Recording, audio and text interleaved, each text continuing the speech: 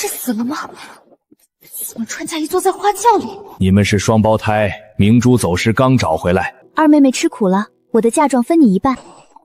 你不是赵觉，你是抱来的孤女，我要娶的是明珠。你父兄有了大造化，侯夫人怕报复，只能让你死。很痛，我真的活了。这一世，我绝不任人摆布。承安侯10里红妆嫁沈大小姐，真是疼进心窝窝里了。沈二小姐嫁妆才1两成，疼我不过是把我当沈明珠的替嫁棋子。小姐，该下轿了。这是赵仪的手，赵觉的状元堂兄。赵仪君子端方，16中举17中状元，若非体弱多病，将来恐怕会拜相封侯。能嫁他这样风华绝代的人，是我的福气。这一世，我待他好，绝不让赵觉的如意算盘得逞。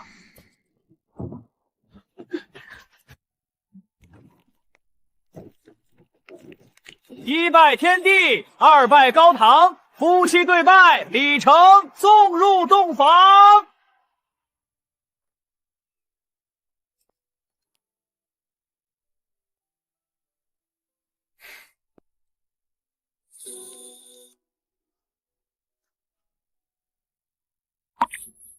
沈大小姐，怎么是你？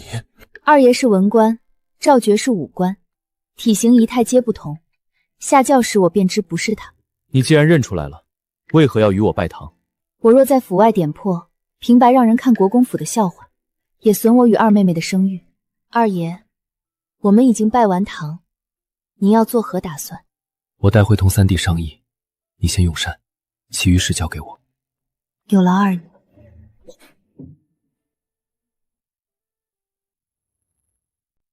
去请老夫人、大老爷、二老爷还有三弟过来。是，二少爷。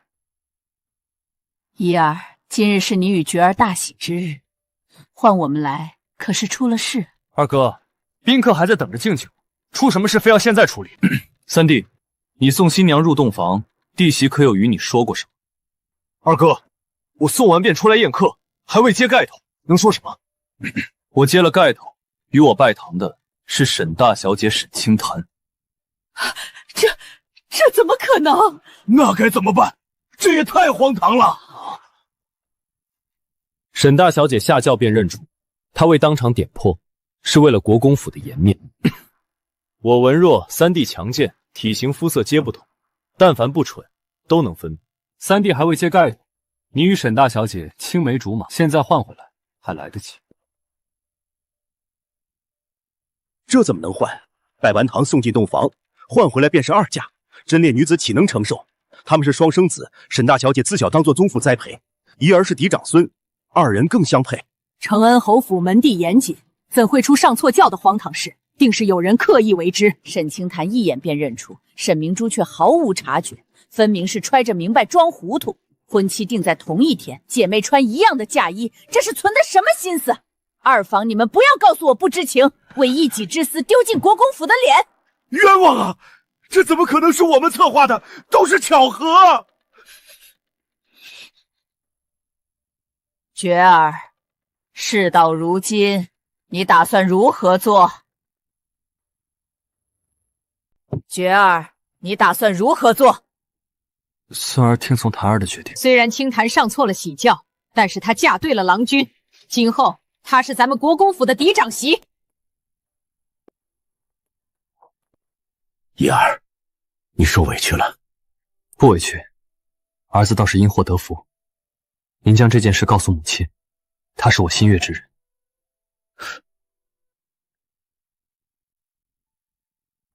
二爷，二房顾念你们姐妹俩的名声，决定将错就错。你原来要嫁的不是我，我的身体病弱，寿命不长。你有其他的打算，可以告诉我，我会给你安排好。我之前与赵觉的婚事，不过是父母之命媒妁之言，如今与二爷拜堂成亲，今后便是您的妻子。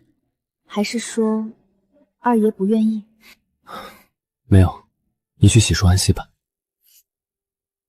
睡吧，我的身体不能行房，府里的长辈都知道。哦，沈清潭替我享受10几年的荣华富贵，赵姐原本就该是我的未婚夫。赵莹活不长，她嫁过去早晚守寡，哪能跟你比？沈清潭，你等着，你的一切都是我的。大嫂，我看你脸色不好，是不是为了昨儿的事儿一宿没睡好？是没睡好，高兴吗？明明白白定好的亲事，临门却闹了这么一出。那自然是姻缘天定，总不能是上梁不正下梁歪吧？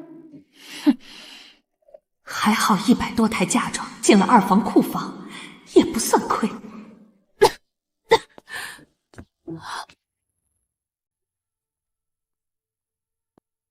按照规矩来，等你二哥二嫂先敬茶。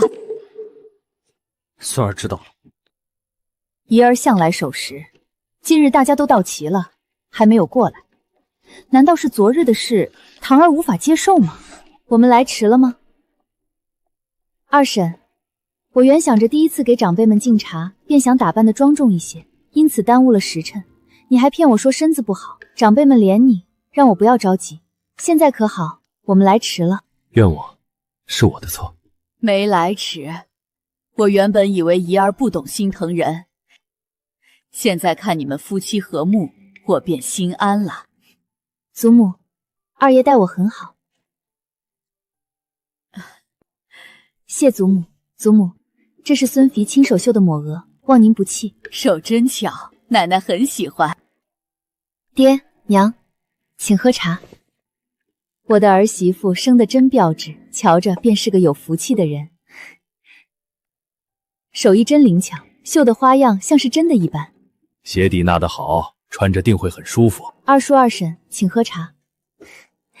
怡儿、檀儿，沈娘祝你俩白头偕老，早生贵子。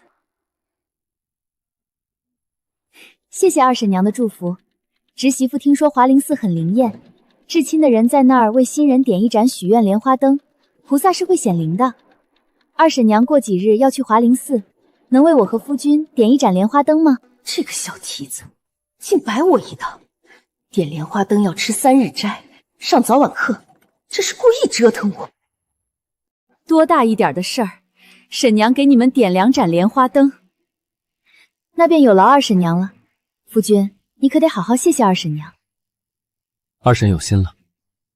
三弟媳，这是我给你准备的见面礼，我见你之前很喜欢，今日送给你。谢谢姐。二嫂，这是赵觉给他的定情信物，现在随手给了我，这是在告诉我他不在乎赵觉。他这是和赵觉做一个了断吗？比我想的还要果决。姐姐，那100多台嫁妆原来是给你的，现在进了库房，你若是要的话，我命人给你送过去。沈清潭一向大方，现在我主动提出还嫁妆，他绝对不会要的。不仅守住了嫁妆，体现我的大度，还博得老夫人的好感。母亲说你没有学过管账，管理不好嫁妆，便全都交给我打点，让我平日里多照拂你。你既然提了这一茬，那我待会儿让人去搬嫁妆。我们俩出嫁前是姐妹，出嫁后是妯娌，关系比寻常人亲厚，我就不说客气话了。沈明珠这个蠢货，到手的东西哪有再吐出来的道理？二婶娘，我和二妹妹阴差阳错上错了花轿，这件事咱们自家人知道便好了，若是传出去，平白让人看了笑话。我和二妹妹是一家人，这份嫁妆给谁都一样，只是外人都知道嫁妆是为我准备，若是进了2房的话，这换婚仪式便说不清了，传得难听了，岂不是辱了国公府的门楣？这嫁妆不是我们2房该得的，全在库房堆着，没有人动一个子儿，我就知道二婶娘最明事理。赵觉父母功利心太重，偌大的国公府托付给他们，如何放心？为了爵位闹出换婚丑事，丢尽了脸面。你们劝劝怡儿，让她留一条血脉给清潭傍身。母亲，怡儿不愿生子，应下这门婚事已经是做出最大的让步，此事强求不得。二爷，您咳得厉害，可要请郎中来诊脉。不妨事，煎服药吃便会好一些。二爷，宫夜回府，请您去前院书房议事。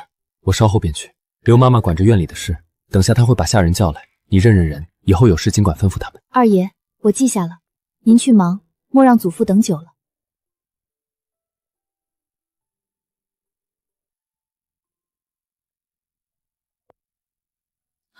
见过二奶奶，您有何吩咐？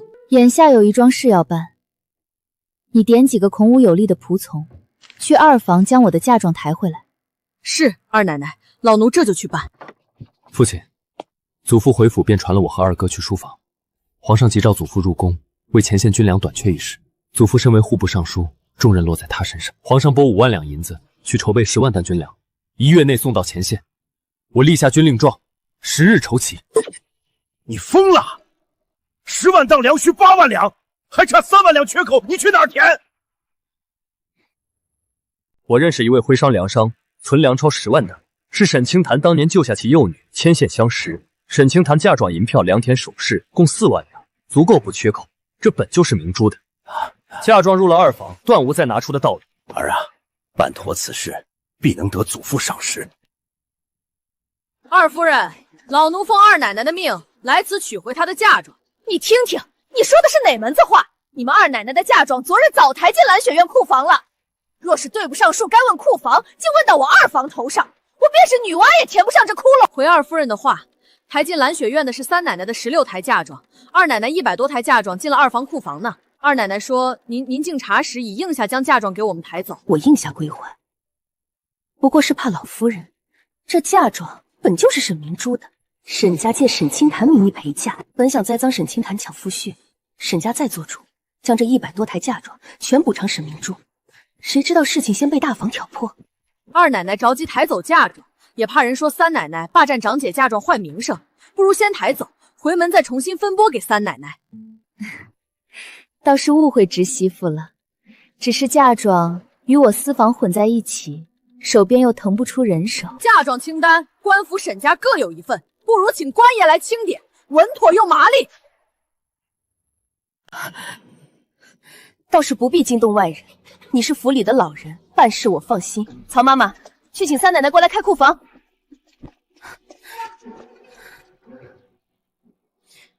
你自个儿去开，开完之后派人将钥匙送还给我。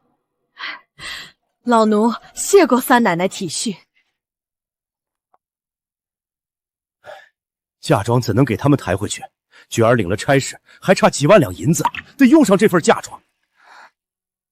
我在老太太跟前同意了还嫁妆，不然老太太嫌咱们眼皮子浅，怎会把爵位给二房？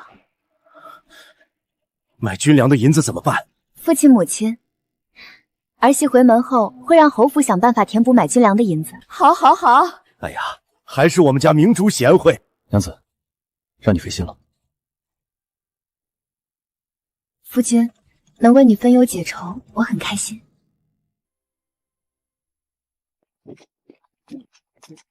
二奶奶，嫁妆全都在这儿了，您可要看一看。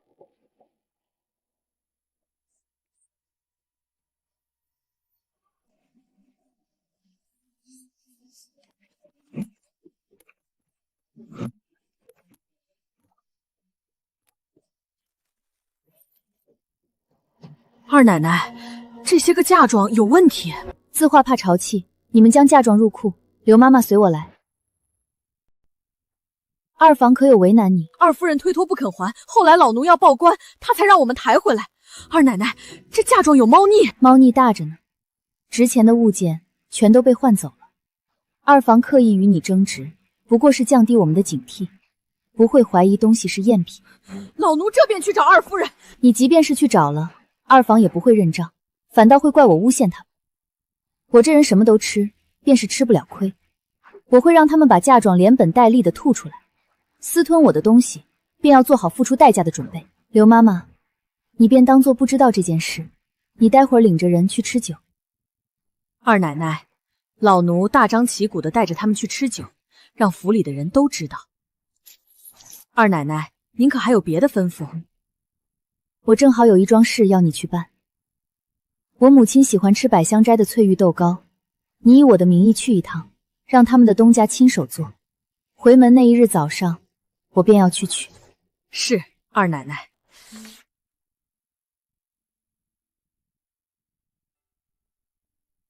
二爷，药是温的，您先喝了，端下去，回门之后再吃药。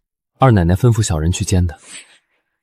二奶奶说大喜日子冲晦气，这是她仅剩的乳糖，让您好好喝药，顾好身体。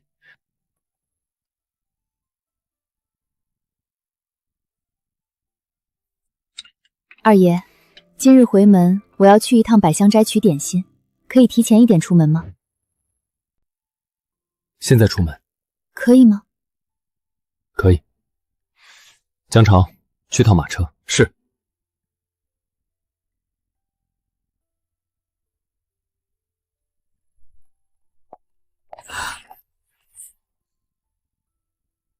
马车是母亲准备的。哦，母亲眼光挺好的，大俗极雅吗？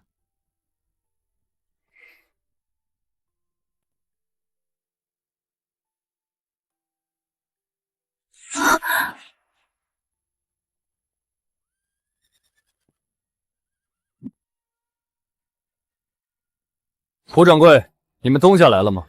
贵人，东家一早便到了，在后院休息。小将军，我昨日半夜归家，便收到胡掌柜的消息，今儿一早便来此恭候大驾。钱老板，谭儿与令千金情同姐妹，你算得上她的长辈，不必如此客气。我原来是要参加小将军与沈大侠的喜宴，江南那边的生意出了岔子，没能去府上吃一杯喜酒。沈清潭若是对我情断，必定会写信告知秦老板。如今看来，他对我是旧情难忘吗？改日请秦老板吃酒。秦老板走南闯北的做生意，能力很卓绝，南粮北运便是你开的先例，粮铺遍布大洲各地。我今日来此，是想要与秦老板合作，向你买10万担军粮。10万担？你也知道，如今闹粮荒，我手里哪有这么多粮食？仅有的一点粮食，还是以高价收来的陈粮。大洲百姓能够安居乐业，全是靠着边境的将士抛头颅、洒热血、誓死捍卫住国土。秦老板，你手里有多少粮草，尽数都卖给我。我在此替北境的将士们感谢你。小将军，我身为大洲子民，国难当前，自然是要尽绵薄之力。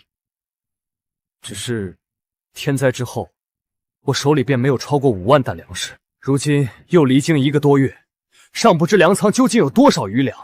我这就去统筹一下，今晚给你答复。好，那就有劳秦老板了。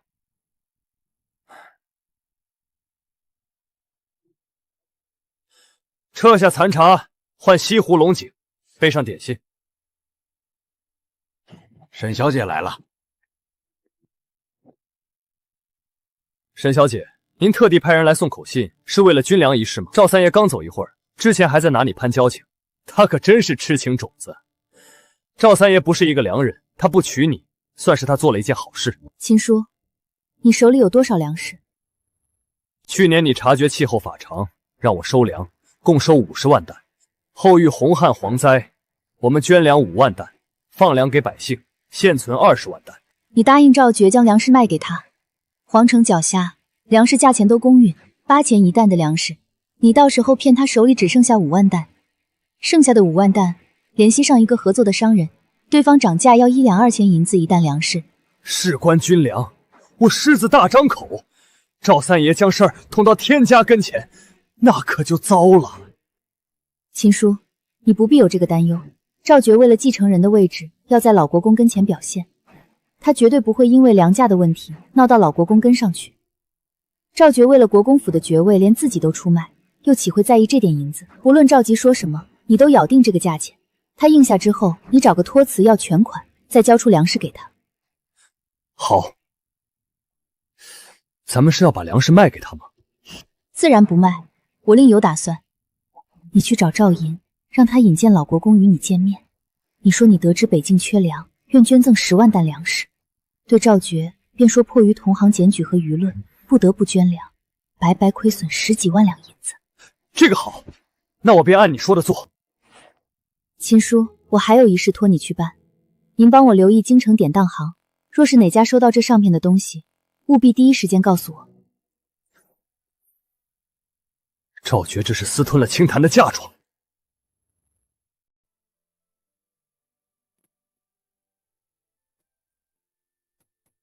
是。二爷、二奶奶，侯府到了。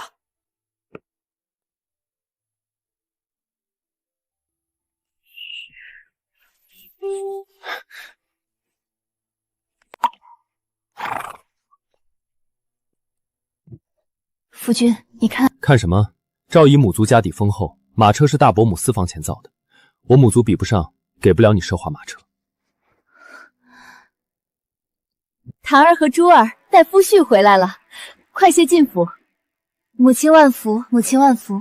你们快到母亲跟前来，让我好好看看。檀儿，你在我身边10几年，从未离开这般久，如今嫁进赵家，我心里难受的几日不合眼。尤其是你嫁的人，母亲心疼你，更挂念你。若不是经历了一事，早便被他这副慈母面孔给骗了。母亲，谁曾想上错花轿这般荒诞的事会发生在我和二妹妹身上？我恐怕完成不了您的期望，做不了赵家宗妇。造化弄人啊！我的儿，你受苦了。我不苦，心中庆幸。二妹妹吃苦10几年，我心疼她。如今她嫁了良人，三爷温柔，必能好好待她。二爷身子弱，无子嗣，我日后会将二妹妹的儿女当亲生，嫁妆全留给他们。你呀，打小便善良，他白占好夫婿，怎容他享清福，让你受累？你的夫婿身体病弱，该好好的照顾他。那份嫁妆原先就是给你们姐妹俩的，你便做个甩手掌柜算了，让珠儿为你分担分担。母亲，您有所不知，国公府有人疑我上错花轿是遭人算计，我若回门就给嫁妆，外人岂不是疑心他妒忌我在侯府做千金？他流落乡野吃苦，为了报复我抢自个儿的姐夫，还又要抢我的嫁妆。檀儿说的对，是母亲考虑不周。你祖母最疼你，一早惦记你，你先去给她请安，她有提己话要对你说。母亲，我在赵家过得一点都不好，婆母要我每日都得去她跟前请安立规矩，3餐都要奉水奉茶，她吃完了我才能入座吃饭。赵菊也不温柔体贴，更不知心疼我。赵姨那个病秧子，处处待沈清谈好，大夫人也不用沈清谈立规矩，吃的用的都比我们二房的好，凭什么？到底是凭什么？沈清谈不过是一个奸商之女，待我享受了10几年富贵生活，如今在婆家活得也比我滋润，我便恨不得她死。傻孩子，她是一时的风光，哪里能与你长久的富贵相比？赵姨早晚会死，你得哄着沈清谈为你所用。我才不想哄她！珠儿，你得忍常人所不能忍，才能得到自己想要的一切。待赵觉成为国公府的继承人，你想除掉他，母亲绝不拦你。大小姐，您身为侯府的嫡长女，便要时刻谨记身份，出门在外身边得带着伺候的婢女，否则旁人瞧见了，还以为侯府苛待你。魏妈妈，你是妹妹的乳母，我方才敬你几分，倒是没想到因此助长你的威风，让你忘记自己的身份，以下犯上。若叫外人瞧见了，还以为咱们侯府没个尊卑，一个刁奴都能骑到主子头上。母亲心善，舍不得惩罚你们这些个刁奴。这一巴掌是我代母亲教训你，望你今后恪守本分，莫要丢了母亲的颜面，落了个御下不严的名声。老奴谨遵教诲。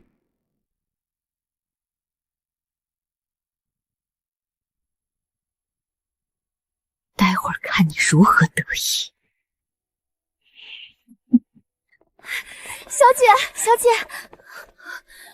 听雪，刘月，小姐，您受委屈了，奴婢送您出嫁，您便不会嫁给赵二爷。你们俩别担心，二爷待我很好，这些话日后不许再说。伤好全了吗？好全了。怎么了？小姐，我和听雪不是意外受伤，而是夫人身边的魏妈妈做的。这婚事不是意外，你要小心谨慎一点。我心里有数，你们从这一刻起跟在我身边，不论发生何事，不得离开半步。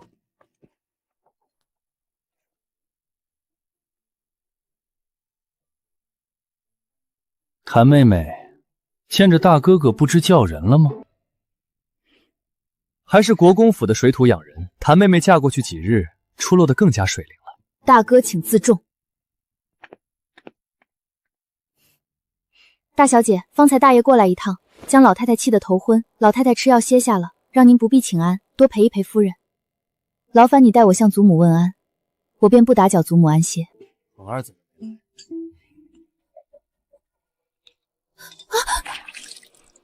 奴婢没有端稳茶杯，惊扰到主子们，请主子们责罚。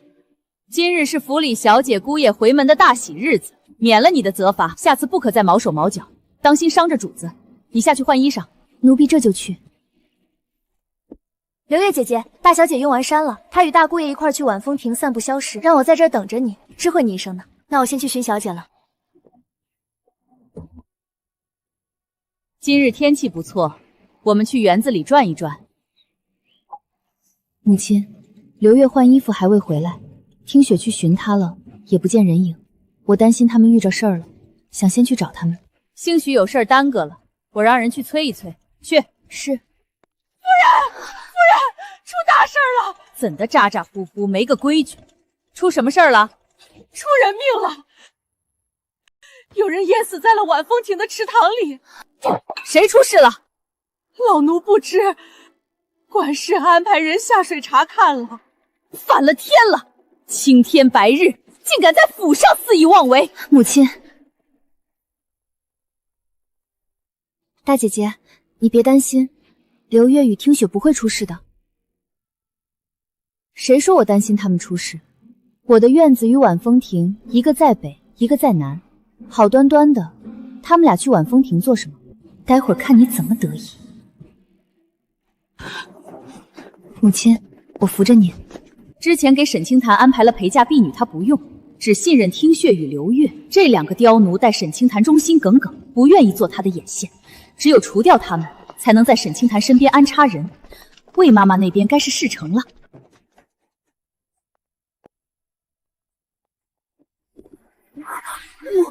母亲，怎么会？不可能，怎么会是魏妈妈？查！今日来过晚风亭的人，全都叫到这儿来。老奴这便去查。是不是你？是不是你让刘月和听雪害死魏妈妈？大姐姐，你好狠的心啊！魏妈妈只是提点你一句，让你身边带两个婢女，你打她一个嘴光教训还不够，竟然还要她的命！不会的，檀儿善良柔弱，怎么会打杀了一手带大她的魏妈妈呢？母亲，她若记挂着魏妈妈待她的恩情，又怎得会打魏妈妈一个耳光？怨我，都怨我！若是我不回来，魏妈妈不会因为心疼我吃苦，疏忽了大姐姐；若是我不回来，大姐姐也不会上错花轿，嫁给身体病弱的二伯哥。我若是姐姐，心里必定会生出怨气。我的错，这都是我的错。母亲，我身边的人全都带去照拂。魏妈妈出事的时候，我与您在一块吃饭，如何有机会对她动手？你还不承认？刘月和听月中途离开，魏妈妈便出事了。这两个刁奴现如今还未回来，我看便是他们动的手。檀儿，魏妈妈是我身边的老人，虽然她是下人，可在我心里早已是亲人。她平日里循规蹈矩，府里上下有目共睹，我相信她提点你是真心将你当做自己的孩子，可没想到会让人含恨在心，对她下此毒手。母亲，我没有。母亲，身正不怕影子斜，不是我做的，我不会认罪的。大小姐，奴婢去马车将点心取来了。夫人，大小姐记得您爱吃百香斋的翠玉豆糕，特意去买了来孝敬您。为何来府上的时候不拿出来？府门口人多，我不便拿下来。原来打算回府的时候再取出来给您，后来想那时母亲累了，该要歇下了，便趁着刘月去换衣服，让她取回来，给您一个惊喜。未曾想到魏妈妈会出事。夫人，魏妈妈身上有酒气，像是醉酒落水溺亡。不可能，魏妈妈平日做事循规蹈矩，恪守本分，绝不会偷奸耍滑，在当值的时候与人喝酒。你快去报官！难道不是他做的？难道这其中真的出了差错？报什么官？一个不守规矩的刁奴，死了便死了。二婶，你也不必查了，那儿有个山洞，我瞧见他躲在里面吃酒，估摸着是心虚，听到有人来了，逃命的时候失足栽池塘里了。你去看看，说不定里头有酒坛子。母亲，若不然，我们请官爷过来查一查，魏妈妈究竟是不是醉酒溺亡？她是您身边的老人，女儿不信他会躲懒，背着您偷酒吃。魏妈妈遇害，二妹妹很难过。若是没有揪出真凶，恐怕会影响到我们姐妹俩的感情。定是沈少恒杀的魏妈妈，可是我不能揭露，不说没有证据，还会惹祸上身。去看看。是。夫人，山洞里寻到酒坛子，还有这个钱袋子。谭儿，别去报官了。母亲信你大哥的话，魏妈妈是醉酒失足落水，她私下偷喝酒，许是心里难受，闹去官府，不仅丢侯府脸面，还会毁你名声。她再重要，也比不上你。魏妈妈，是她咎由自取。母亲，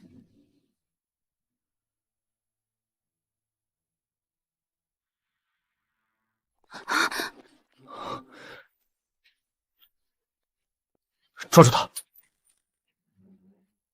放开我！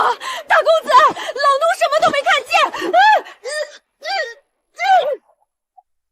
大爷，今日你我未曾到场，夫人那边怕是已有察觉。大老爷早亡，爵位由侯爷承袭，妾身听说过，待您长成之后，便会请复您为世子。如今您22岁，侯爷却迟迟未提，恐怕是反悔了。这些宴席10回，我难得去一回，二婶怎会疑心我们有私情？我本是投奔侯府的孤女，只求安稳度日，可沈母处处盯着我们，绝非无意。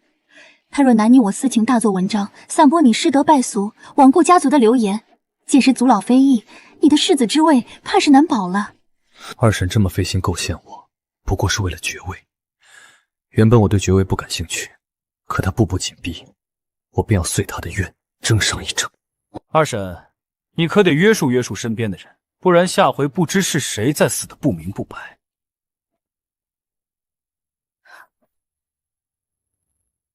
母亲，怨我不该教训魏妈妈。谭儿，你不必自责，错不在你。今日母亲与珠儿误会你了，伤了你的心。母亲，我不怪您，只是您不信任我，我心里很难过。母亲给你道歉，此事错在母亲，实在是魏妈妈一事重创了我，一时失去理智，没了判断力。你记得母亲爱吃翠玉豆糕，却在这儿受了极大委屈。你想要什么，母亲补偿给你。母亲的一片心意，女儿不敢辜负。女儿想要顺安街那家典当行。母亲，我是不该提要求吗？母亲只是很意外，以往给你奖励你都不肯要。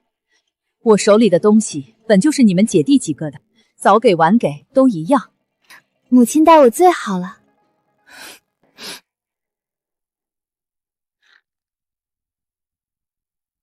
谢谢母亲。赵姨身子病弱，你去看看她。好。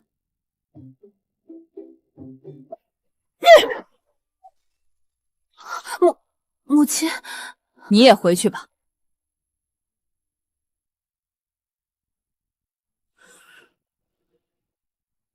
母亲给沈清堂铺子的事儿，不许在国公府透露半个字。奴婢不敢。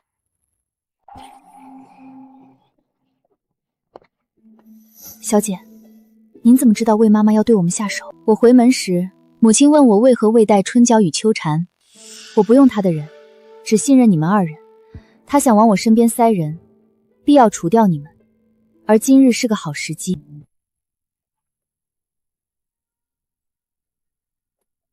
刘月，你去悄悄打听沈少恒的动向，莫要被人察觉。小姐，奴婢打探到了，沈少恒去了晚风亭，至今未出。若有人以各种名目支开你们，引去晚风亭，你们别应拒，假意应下。趁人不备，从侧门出府，去马车上取翠玉豆糕，取完立刻绕路回府找我。恒儿怎么没来？看来母亲要动手了。幸好您有先见之明，我们才躲过一劫。前世沈少恒对母亲毫无防备，最终落得惨败沙场。这一世我在暗中推波助澜，激化他们矛盾，希望沈少恒别让我失望。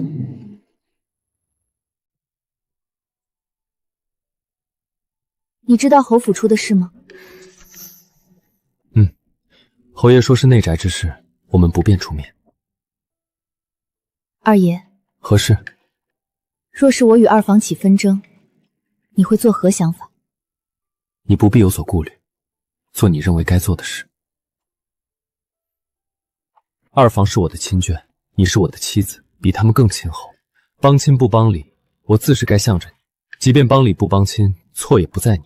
二房本就敌视大房，即便你不是我妻子，若与二房起纷争，我不对二房落井下石，已经是君子所为。你说我是何想法？三爷，秦老板在前厅等您。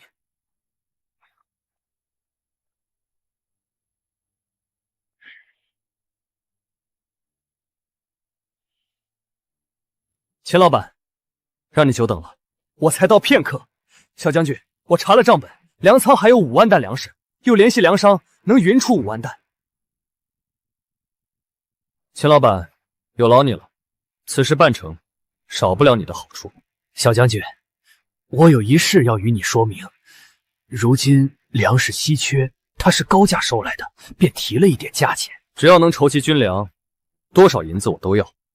他的粮食卖1两2钱一担，10万担粮食，全要这个数。不，我的粮食卖8钱一担。秦老板手里的5万担要4万两银子，另一边的5万担要6万两银子，一共需要10万两。祖父只给我5万两，还要贴5万两进去。我尽快筹齐银子，再去你那儿运粮。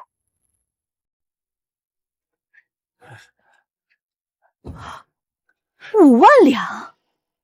祖父有意请封世孙，因为婚事已对我不满，这件差事再搞砸了，爵位恐怕与我无缘。距离10日之约只剩下7日，军粮一事非同小可。祖父虽然交给我办，却也让赵银再收集军粮。我这里有份嫁妆，你拿去典当，能拼拼凑齐银子。您的嫁妆不过是杯水车薪。沈清堂不是侯府的女儿，侯府的嫁妆自然不能白白便宜她。我将嫁妆换掉了，她那一份是赝品。您将嫁妆给我，我拿去典当行抵押。你正好缺银子，我们便死当了，还能多换一些银子。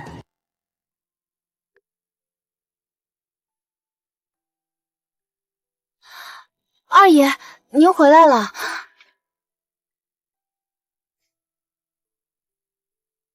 二爷，你用过晚膳了吗？我吩咐下人给你备一些吃的。不必，我用过晚膳了。我这几日有事，暂时宿在书房。二爷，你睡得浅，我早出晚归会吵醒你。我身子不适，怕过了病期给你。你身体不舒服，更该睡在这儿。书房没人照顾你。若是我生病，你不会抛下我不管，让我去睡书房。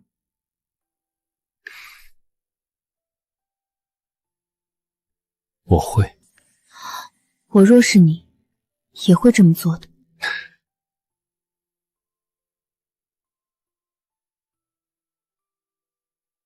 那便有劳夫人照顾我。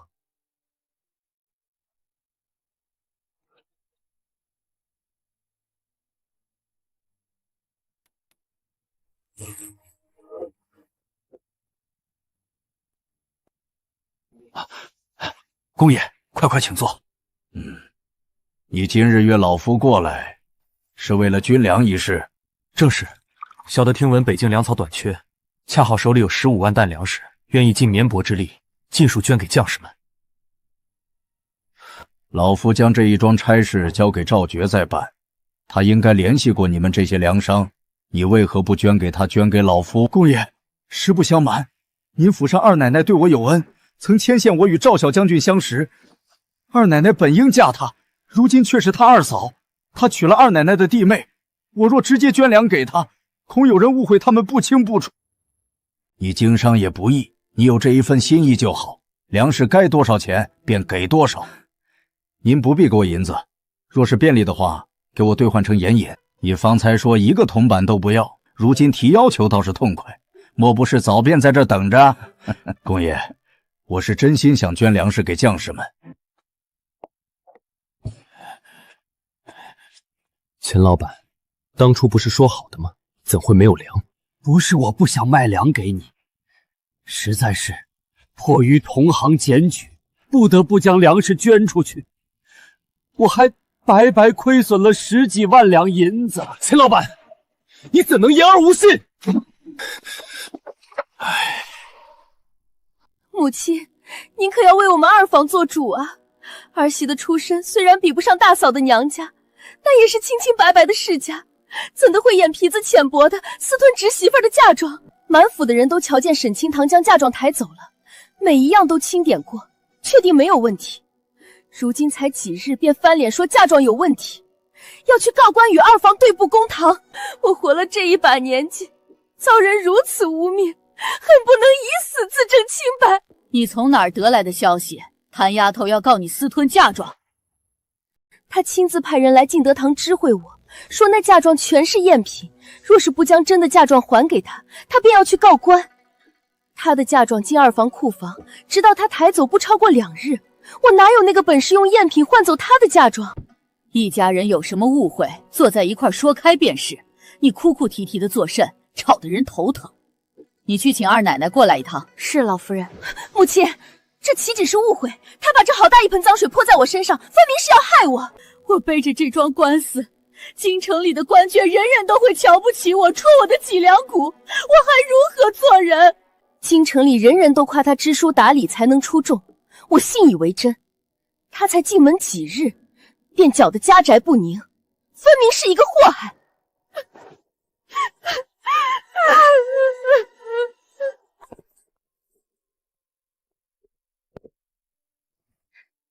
祖母万福，二婶万福。万哪门子的福？你不逼死我，便是我修来的福气。我扪心自问，哪有对不起你的地方？你是因为不能与菊儿做夫妻，心里对二房攒了怨气，故意诬陷二房贪没你的嫁妆，以此报复我们。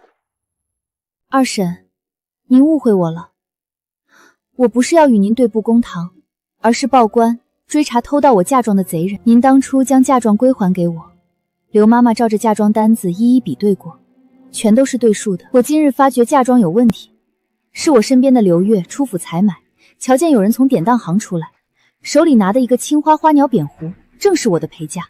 那个扁壶的壶口染了胭脂，二奶奶觉得好看，便刻意留下并未擦掉，奴婢才一眼认出是二奶奶的陪嫁。可二奶奶的嫁妆在库房，奴婢疑心看错了，便去典当行报了几样二奶奶的陪嫁，他们全都拿出来了。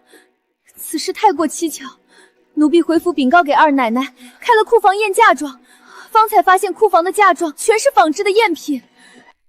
祖母，我的嫁妆经过二婶的手，若是去告官追回嫁妆，官爷势必会寻二婶问话，孙媳便派人去知会他一声。许是刘月的口齿不伶俐，二婶误以为我是要告他私吞嫁妆。沈清潭怕是早就发现了嫁妆是赝品，抓住嫁妆被典当这个把柄，想借老夫人的手拿回嫁妆。这人吃了雄心豹子胆，竟敢偷换侄媳妇的嫁妆，妄想嫁祸在我们二房的头上，实在是可恨。母亲，您将这件事交给儿媳去处理，儿媳必定查个水落石出。谭丫头，你有何想法？祖母，此事便交给二婶处理，孙熙相信二婶会处理好的。行，这件事交给老二媳妇去办，2日内处理好。儿媳会尽快将事儿办妥当。我现在去典当行查嫁妆。二婶今日为难你了。二婶越发过分，欺负到你头上了。没有，二爷。你没受委屈就好。二婶的心思我清楚，往日我念及叔婶情分，多有忍让，可她不该牵涉到你。二爷，我并未委屈，如今最棘手的反倒是二婶。二爷，我带您去一个地方，看一场好戏。好。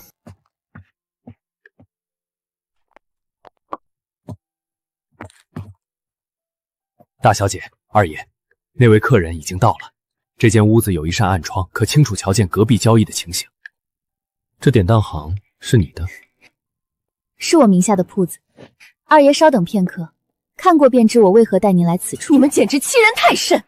昨夜才典当的东西，不过一夜功夫，如今便翻了几倍，怎的不去抢？夫人，我们开铺子做生意，终究是要盈利的，并非开善堂。哼，你们可知我是谁？我是你们东家的亲家，去把你们东家请来，我要亲自与他谈赎金。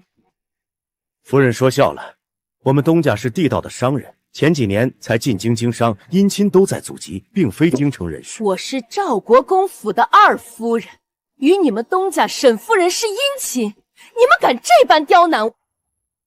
夫人，我们东家并非沈夫人，您若是不信，可去官府查证。您当初是死当，咱们当面议价，银货两清。你们这是店大欺客，竟敢欺到赵国公府的头上！夫人息怒，我们是本本分分的生意人，在皇城脚下，怎敢欺压客人？即便您去天家跟前敲灯闻鼓，我们也是不怕的。夫人稍等，我去请示一下掌柜，看能否通融一二。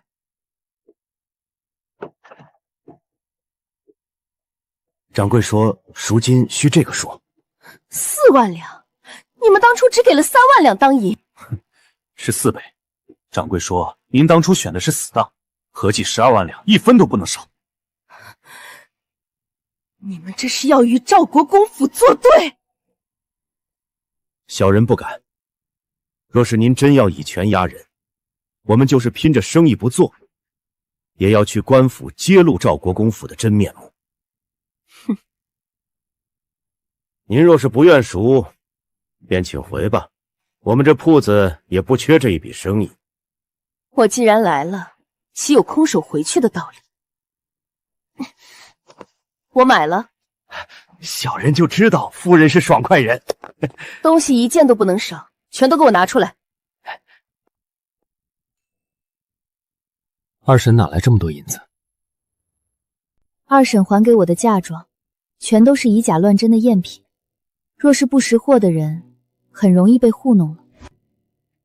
他卖赝品牟利？只是有这个猜想，需要去查证。他当初典当了3万两，现在要多花9万两赎回，却也愿意。府里出了内贼，谭儿的嫁妆被偷去典当，老二媳妇主动揽下这件差事。他已经查明了，嫁妆没有被典当，而是在废弃的西院找到的。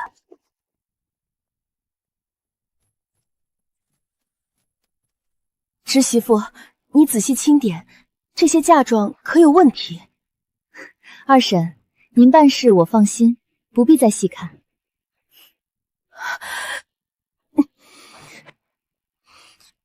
二婶此次损失惨重，想来短期内不会再作祟。贪心不足蛇吞象，是他自找的。前几日让匠人做的，给你押金。谢谢二爷。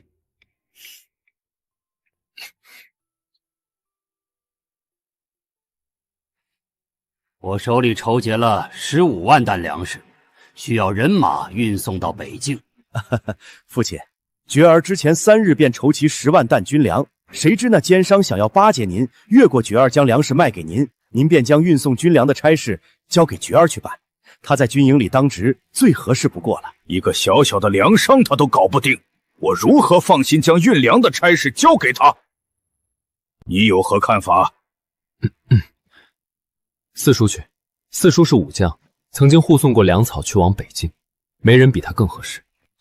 祖父，孙儿自动请缨护送粮草去北境，若不能及时送到，我便主动辞官。你之前便立了军令状，时间过了一半，你的粮草筹集了多少？老四，你去送。着急，你年纪轻，心气浮躁，还需要磨砺一番。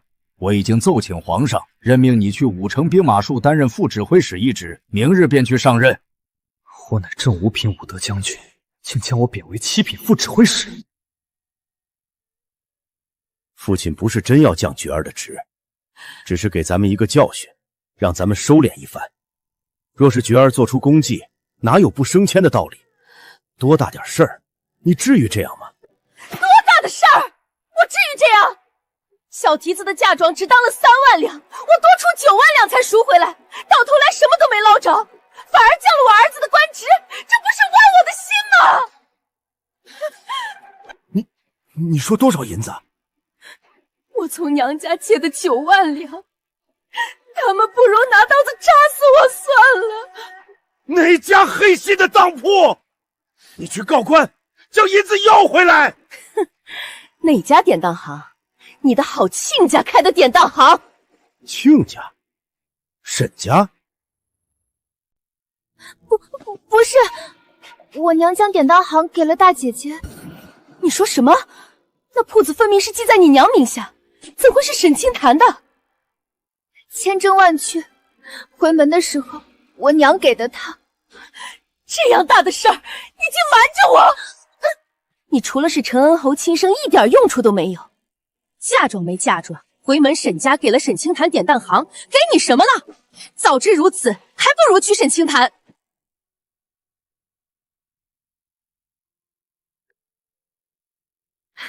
二爷说他是一个世俗的人，若是不多挣一点银子，维系不了他过舒坦的日子。他把名下的产业都给我打点。那当然，您是蓝雪院的女主子，不交给您，交给谁打点？我们二爷若是身子骨强健，放眼整个京城，就挑不出他这样好的郎君。身子骨弱，也是最好的郎君。母亲，你要给二哥与二嫂点莲花灯吗？不会说话便闭嘴。二婶，你们来了。你们何时来的？怎的不说一声？我们可以一块儿来。今日初一，我随祖母来上头香，赶早来的。我原以为二婶病着，今日不来华灵寺还愿。先去上香，我们走吧。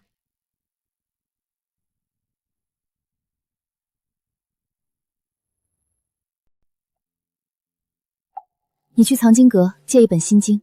二奶奶，你要在这儿吃斋念佛3日，为二爷点莲花灯吗？二夫人不是会为你们点灯吗？那是惩罚二夫人罢了。若真求菩萨庇佑，心诚才会灵验。你从前不爱看佛经，如今你能默出一卷经文。赵杰，你是过得不如意吗？只有过得不如意的人，才会不断提起从前。汤儿，你变了，你从前不是刻薄的人。我知道你心里对我有怨，方才对我恶言相向。汤儿，你想撒气冲我来便好。随我撒气。是。藏经阁后面有一条小路，通往半山腰一间废弃的小木屋。你今晚亥时在那儿等我。今夜我等你。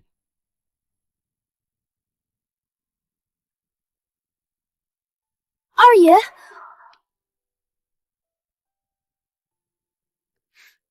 母亲说你来华灵寺祈福，我过来看一看。哦，二爷，您松一下手。已经看完了，字很不错。就这样。二爷，老太太请您过去一趟。别让祖母等久了，你快些去吧。唉，你若不信字写得好，我便拿去请祖母评鉴评鉴。夫人这片赤诚心意，我心中甚是欢喜。夫人想听这个？二爷今日来了华灵寺，我脱不开身去赴约。你去告诉我那位故人，改日再约。二奶奶，刘月姐姐留下伺候您，奴婢去办这跑腿的事儿。二奶奶，二奶奶，二爷在您这儿吗？不在，他在老太太那儿。二爷离开老太太住处，被您身边婢女拦下，说您在藏经阁等他。小的取披风过去，不见人影，完了，二爷出事了。你说是我的婢女带走二爷？秋钱姑娘。二奶奶，秋蝉与二爷不会在藏经阁后山的小木屋吧？一定是在那儿。秋蝉是三奶奶的人，串通了三爷与三奶奶，逼着二爷纳她做妾。有人在藏经阁后山破清规，夜巡僧人已经去了。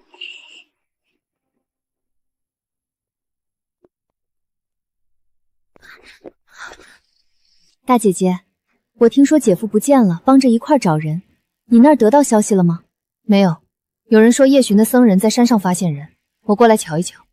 山里不安全，你才带一个婢女，我陪你一块儿去。大姐姐，你别担心，姐夫说不定在别处，山里的是其他人。夜巡的僧人说，山里的人破坏佛门戒律清规，姐夫光风借月，翩翩君子，绝对做不出这种事。如此品行不正的人，让家族蒙羞，该自个儿求着脱离族谱。你今日的话太多了，不过有句话你说对了，如此品行不端的人，但凡不是个自私的性子，就该自请从族谱除名。能在佛门净地做出这等安杂事，可见是个不要脸皮的，又怎能指望他脱离宗族呢？贪图权力的人，更是舍不下荣华富贵。你怎知对方家族富贵呢？不要！求求你放过我！大姐姐，这是秋蝉的声音，你们快去救人！大姐姐，你别太伤心难过，哪个男子不是三妻四妾？三爷，求您放了奴婢！我的老天爷！破坏佛门净地的人居然是赵三爷！赵三爷表面瞧着很正派，原来是个下流东西！你们这些个蠢东西，还不快把门关上！滚！二妹妹，你别理会那些说闲话的，你别太伤心难过。哪个男子不是三妻四妾？是你对不对？是你联合秋雀算计三爷的，对不对？沈明珠，你便这般嫉恨我，魏妈妈一事是如此，秋雀一事也是如此。秋蝉是你的婢女，卖身契在你的手里，我何德何能够命令她爬赵杰的床？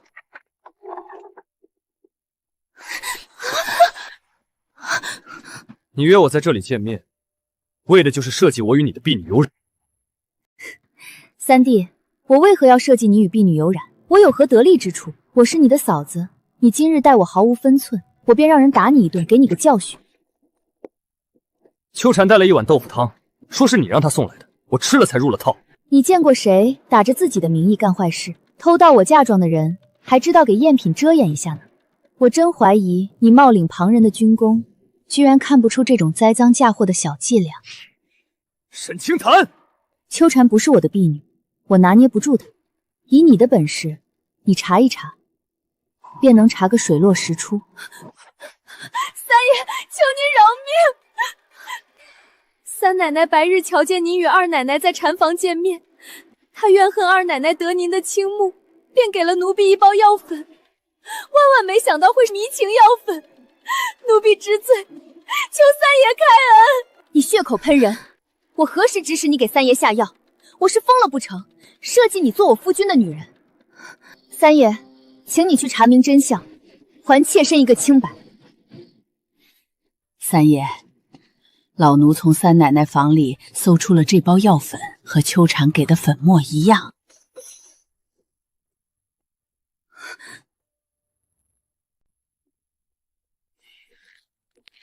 你才成亲几日，怎就犯浑，被一个刁奴迷了心窍，在佛门清净之地做出下流事儿？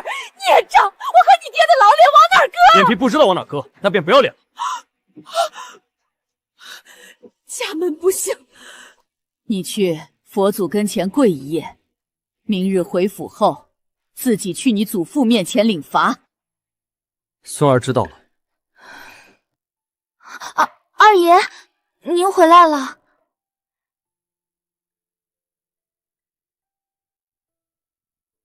你们这是去找我，找的时候遇见旁的新骑士，便忘了找我的事儿。我知道二爷在斋堂。是吗？二爷是未用晚饭吗？吃过了。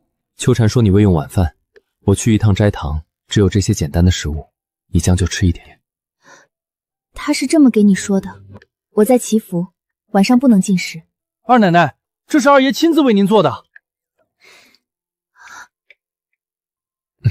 你早些休息，我住在祖母旁边，你若有事，便让刘月去找我。我以为秋蝉是想做二爷房里的人，没想到他盯上的是三爷。二奶奶，您早知道秋蝉的心思，所以今夜给了他机会。祖父，孙儿做了有违道德、有失名节的事情，践辱了门庭，祖父责罚。身为男子汉大丈夫，该顶天立地，志向高远。若是身不正，你该何以立足？你看看你，哪有半点男儿血性？被一个妇人玩弄在鼓掌。孙儿知错，杖责20，以正加风。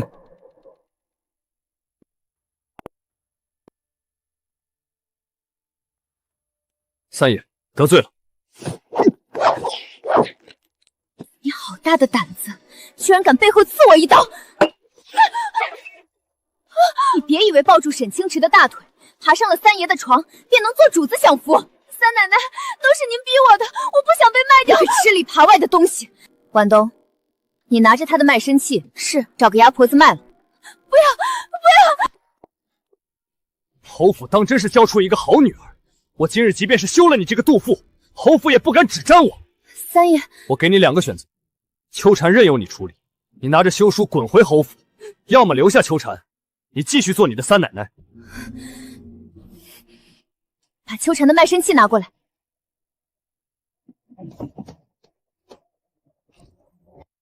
给你三奶奶敬茶。三姐姐，请喝茶。跟我走。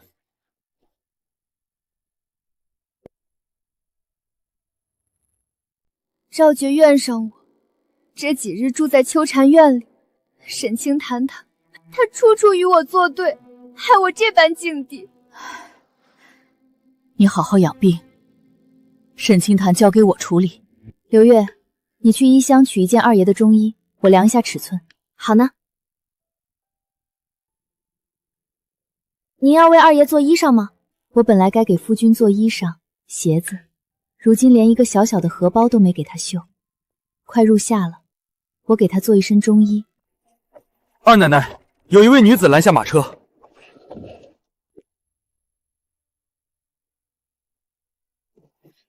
二奶奶，求求您带我去见二爷一面。二爷买下了我，我是他的人。回府。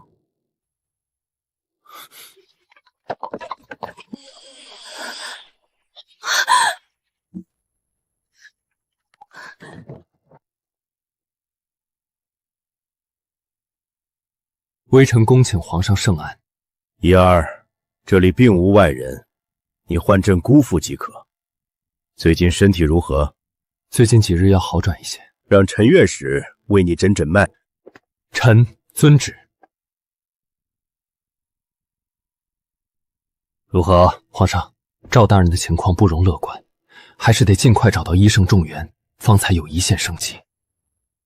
怡儿，朕会加派人手去找仲源，你别怕，朕必定会治好你。您不必为我担心，一切都自有定数。朕听说你大婚时与赵杰互换了新娘，当真是新娘上错了花轿？虽然是阴差阳错，却是我盼着的良缘。你明日带他来见朕。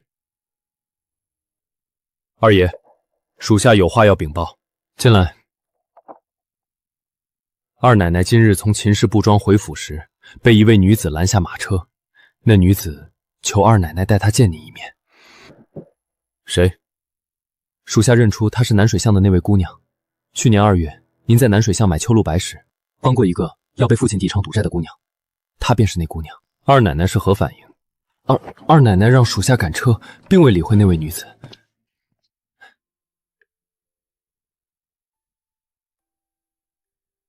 二爷，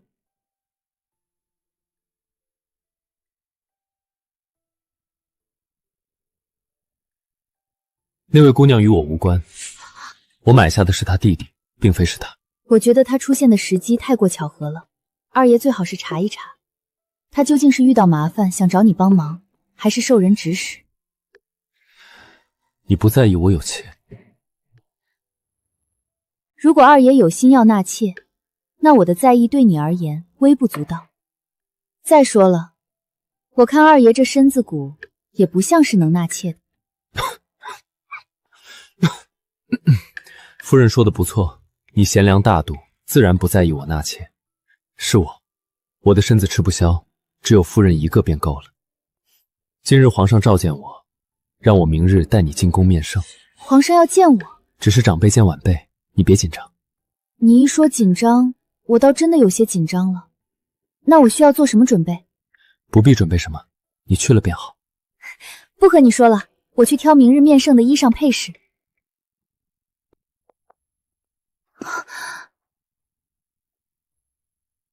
微臣臣妇恭请皇上圣安。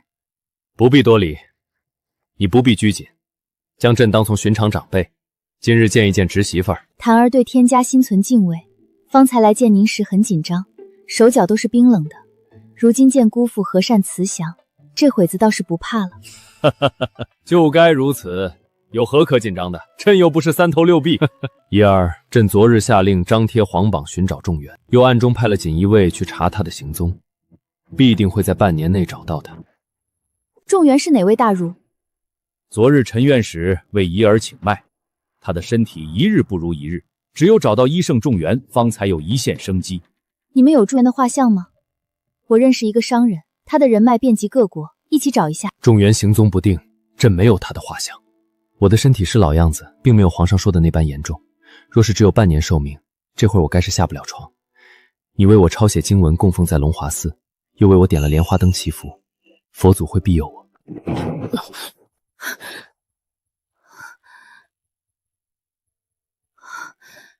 幸好你没有摔着，你的身体有不适的地方吗？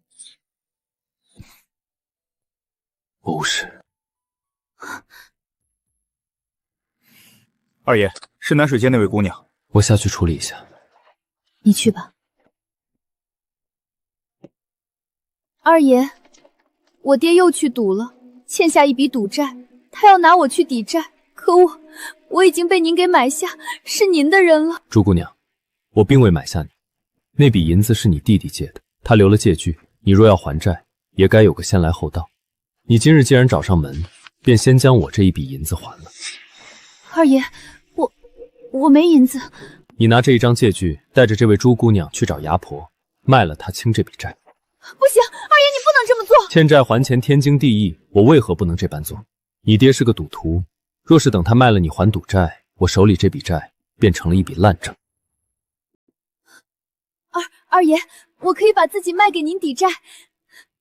可以，将他送到江望大人府上，便说是我精心为他准备的贺礼。二爷，要去抓人吗？查到指使他的人了吗？查到了，原本打算回府再告诉您。赵觉在龙华寺出事的第2日，承安侯夫人便找上了朱玉，暂时不必动他，我有别的安排。是。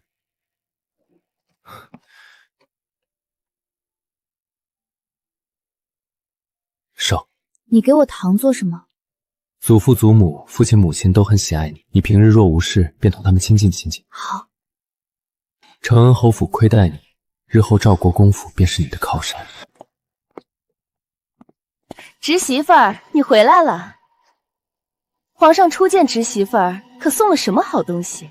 别藏着掖着，快拿出来让我们开开眼。皇上当初只赏我一根金簪，咱们国公府晚辈，皇上最偏宠大侄儿，赐你的必定不凡。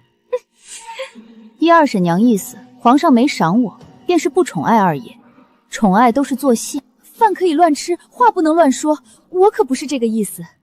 长辈满意便会赠见面礼，我以为皇上中意你，谁想到……你别难过，皇上体恤你，赏赐后续送到府里。二奶奶，宫里来了赏赐，您快去领赏。好，我这便过去。二婶娘料事如神，我还以为皇上不满意，原来是体恤我送到府里。二婶娘不是要让弟媳开开眼，一同前去。既然侄媳妇儿诚心相邀，我便和明珠一道见见世面。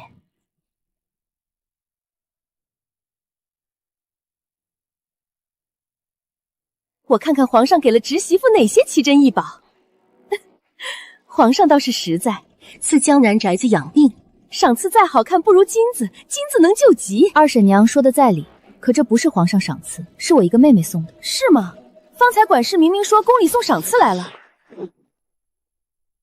赵二奶奶，皇上称赞您秀外慧中，温婉淑德，与赵大人佳偶天成，祝愿你们夫妻同心，百年好合。谢皇上隆恩。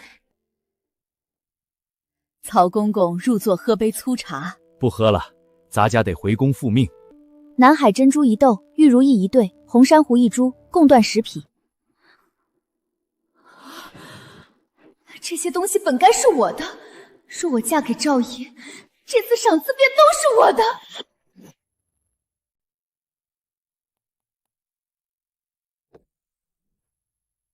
二爷，一段时日不见，二哥不认得妹妹了吗？我回门时本有话与你说，可惜你和三弟不在府里。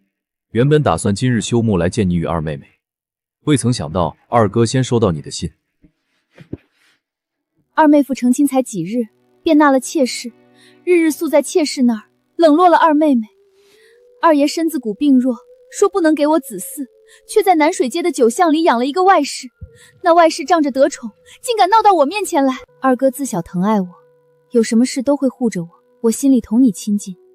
一遇着委屈，想到的只有二哥。赵姨欺人太甚，不能这般算了，否则她以为你没有娘家撑腰。二哥会处理妥当，不会损毁你的名声。二哥，你不能去，若是沾了一身腥，影响到你的仕途名声，我便是罪人了。二哥本就才华卓绝，日后从树长谷历练而出，前途无量，万万不能因我这点委屈，耽误了你半分前程。妹妹，二哥今日还有事要忙，改日休沐再约你出来。二奶奶，二爷不是没有外室吗？沈少回对赵姨抱有敌意，一直想超越赵姨。他若是真的与朱玉合作，对付您与二爷该怎么办？他们不会合作。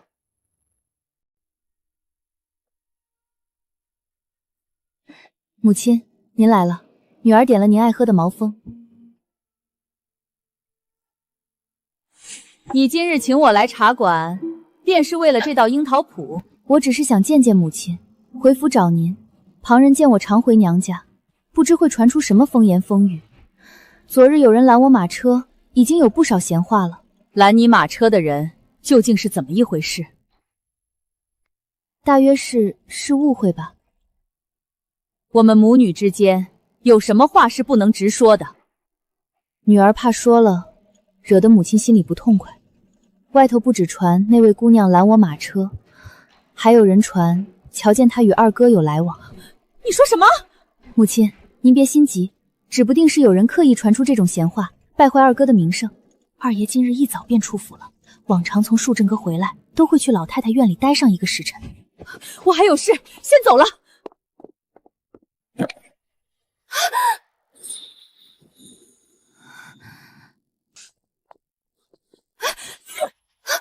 下贱东西，你与赵姨不清不白，居然还敢勾引我儿子！夫人，我……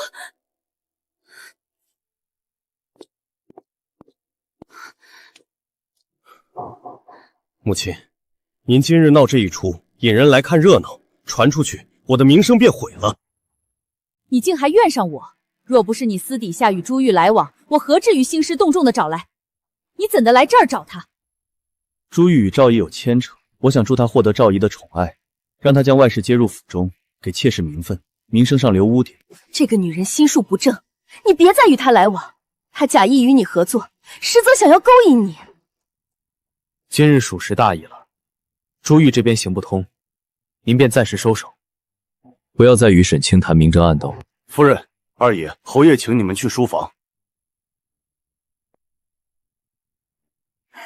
侯爷，你成事不足败事有余的东西，你利用那个女人对付沈清谈，没得逞便算了，竟然还连累到儿子。我今日一回府，便被请到老夫人院里。二郎入室求学，也不能放纵自己，竟然闹出抢人外室的传言，莫说丢了侯府的脸面，若是让御史参一本，他的前程便全毁了。他读了这么多年的书，竟然还不如恒二明事理。你这个做父亲的，可得好好管教管教，别让他玷辱门庭。侯爷，妾身想为珠儿出一口恶气，冲动之下行事，才让人钻了漏洞，反将了义军。你现在带怀儿去母亲那儿请罪。哎呀，二婶，你这脸是谁打的？不会是二叔听到外面的风言风语，怪你教子无方，方才打你耳光吧？二叔，这里头是不是有误会？二婶虽然教出我这么个浪荡子，但也不能一竿子打死，觉得他教不出正人君子。祖母明日请族亲来侯府，二婶的脸被打肿了，该如何见人呢？你这话是什么意思？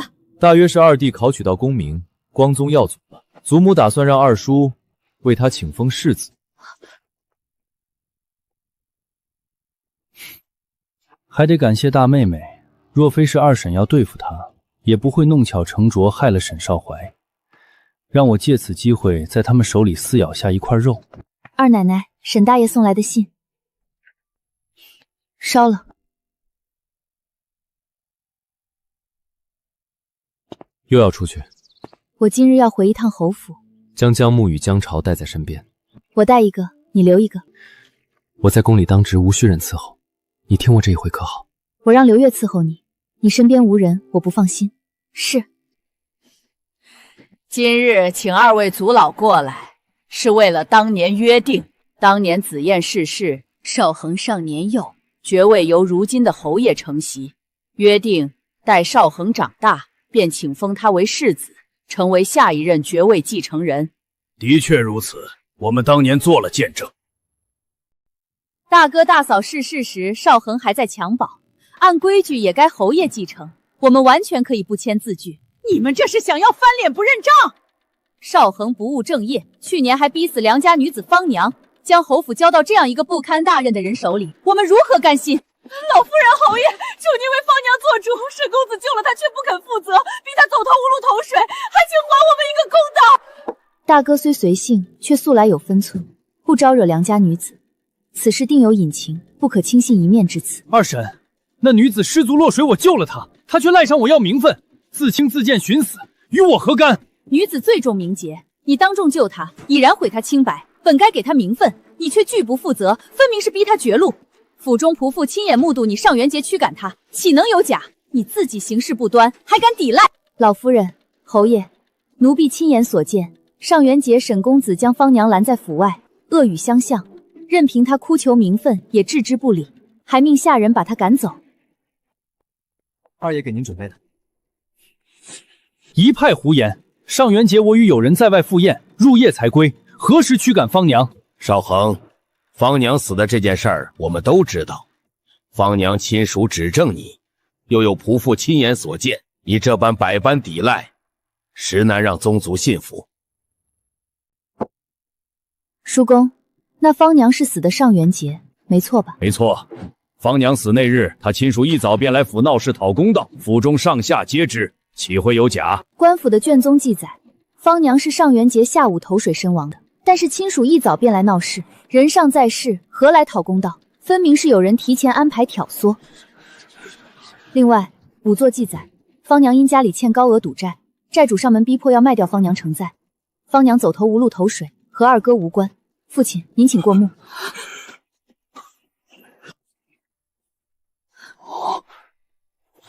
你这刁奴，竟敢污蔑主子！快说，是谁指使你的？老夫人饶命，是夫人许我50两银子和拓奴族，奴婢一时贪念才说谎，求老夫人开恩，求老夫人开恩，求老夫人侯爷恕罪。沈夫人找到我们，她给了银子，让我们一早来哭闹栽赃沈公子，求老夫人侯爷恕罪。此事真相已明，按约定，明日我便递交折子，请封少恒为世子。就按侯爷说的办。少恒，从今往后谨言慎行，收敛心性，担起世子责任。老二媳妇禁足3月，无令不得外出，掌家之权暂交于我。这刁奴重打20板，赶出侯府。孙儿遵命，定不辜负祖母、叔父与二位祖老的期望。恒儿，你要争气一点，祖母会为你守住爵位。祖母，我原来是不想争的，是他们逼我的。祖母万福。来，祖母身边坐，你回屋去，我瞧着你头疼。大妹妹来了，您便嫌我碍眼了。大妹妹，今日恩情我记着，往后再勾栏瞧见妹夫，我替你揍他。这个混账东西！你回门那一日，祖母被你那不争气的大哥气病了，没能把准备好的礼物给你。你今日回侯府一趟，正好交到你手里。祖母，丫头，这会是你想要的东西，你全当是祖母给你的谢礼。谢谢你今日帮恒儿说话。二奶奶，奴婢扶您上马车。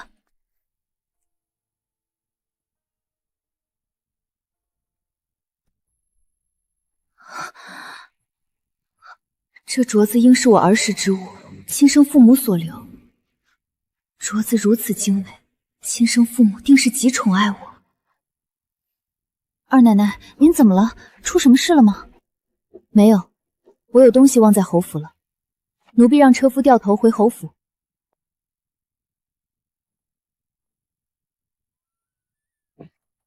丫头，你回来了。祖母，您送我的一对手镯，是我小时候戴过的吗？为何我一点都不记得了？是你小时候戴的，只是你病了一场，忘了许多事儿，自然不记得这对镯子。刘氏对待你的态度，你心里不困惑吗？为何自己的母亲处处算计你？你能回来找我，便已经说明你心里起疑了。您怎么知道我一定会来？因为你是个聪明的孩子。您突然间送我一对孩童的镯子，孙女猜下定有别的隐情。你猜得不错，这对镯子的确有隐情。你不是刘氏亲生的女儿，沈明珠幼时走丢后，她把你抱了回来，替代了沈明珠的身份。那对手镯应该是你亲生父母给你准备的，你往后可以凭借镯子作证认亲。祖母，您知道我的亲生父母是谁吗？刘氏说你是捡来的，不知道父母亲是谁。不过我查探了一番，你是他在南灵州带回来的。南灵州？丫头，从这个手镯来看，你应该出生大户人家，应就住在南灵州城内。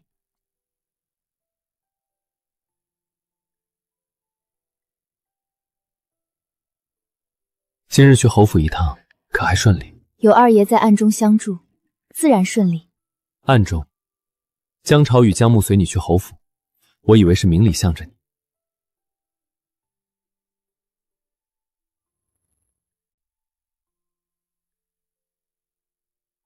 二爷，你现在有空吗？我有话要与你说。有空，你说。二爷为何要去查我大哥？你在侯府被人欺负，我想了解事情始末，便派人暗地里调查。很抱歉，没有经过你的同意，便插手你的事情。这有什么可道歉的？你只是关心我罢了。我是被强塞给你的，你在我处境最艰难的时候接纳我，用真心对待我，守护我，这对我来说很可贵。我怎么会怪你呢？人与人之间讲究缘分，是缘分使我们走在一起，并非是谁将你强塞给我。母亲说我这副身子骨能娶到你，全靠前世烧了高香。我哪有母亲说的那样好？你好不好，我自有体会。你会不会觉得奇怪？承恩侯与侯夫人曾经这般宠爱我，为何在我出嫁时会算计我？因为我不是他们的女儿，是他们偷抱回来的。今日沈老太太给了我这对手镯，是侯夫人拐抱我时我手上戴的东西。她是在南灵州拐抱我的。你人脉比我广，若是方便，替我留意一下。好。这次咳得严重一些，是不是受凉了？先喝点水缓一缓。无事，只是偶尔会有一两次咳得厉害。必须要尽快找到仲元才行。檀儿，你今儿个过来，怎的不派人传个口信，我好吩咐厨娘做你爱吃的杏仁桃。秦婶，我是临时起意，我来是想托秦叔为我找仲元。仲元？他原来是大周医圣。我想起来了，我娘家侄儿走镖遇悍匪伤了手臂，阴雨天气便骨头疼。1年前，他护送一位郎中去北齐国，那位郎中治好了他的手臂，正是医圣仲元。您可替我打听一下，当时是护送仲元去北齐哪个地方吗？我这便去信问侄儿，只是那是1年前的事，他或许另去他处，你别抱有太大希望。医圣还在人世，这便是好消息。你刚刚回府，你是在等我回府吗？听说你惊动了大半个太医院，我特地来看看是不是传言。毕竟二爷今早进宫时，一点病况加重的迹象都没有。原本不想让你担心，到底是让你挂心了。谁说我挂心你了？你只是想辟谣。是我想让你挂心，我不顾皇上阻拦出宫，便是想回府看一看，我的心愿可有达成？只有一点点而已。那我的心愿达成了。今日请你们来此，是有一件重要的事情。老夫年逾7旬，力不从心，需将爵位托付后辈。赵国公府迄今未立继承人，按照宗法传统，理该立嫡长为爵位继承人。父亲，自古以来立世子，世孙虽立嫡长，但若是嫡长多病难保，便该择选嫡世子为继承人。父亲，家主攸关家族兴衰，要么才学出众，光耀门楣，要么建功立业，扬名立万。大侄儿虽有君子之风，却身体病弱，连正常当职都无法，哪有精力应付事务与应酬？你说的对，继承人需才学出众，能力不凡，更要有宽广胸襟。那我便拷问你们，以赵国公府如今的情势，该如何破局，使家族更加繁荣兴盛？看也无用，银儿根本无心爵位。教制，你说说看，如何个教制法？朝廷开放科举选拔人才，足以说明人才是国之根本。同样的，人才也是一个家族的根基。你说的这个法子，说了与没说似的。今日是临时拷问，你们准备的不充分，给你们半个月的时间去准备。谁若是出的决策得到宗族族老的认同，便选谁为继承人。母亲，儿子已经有了主意，我们先回去商量。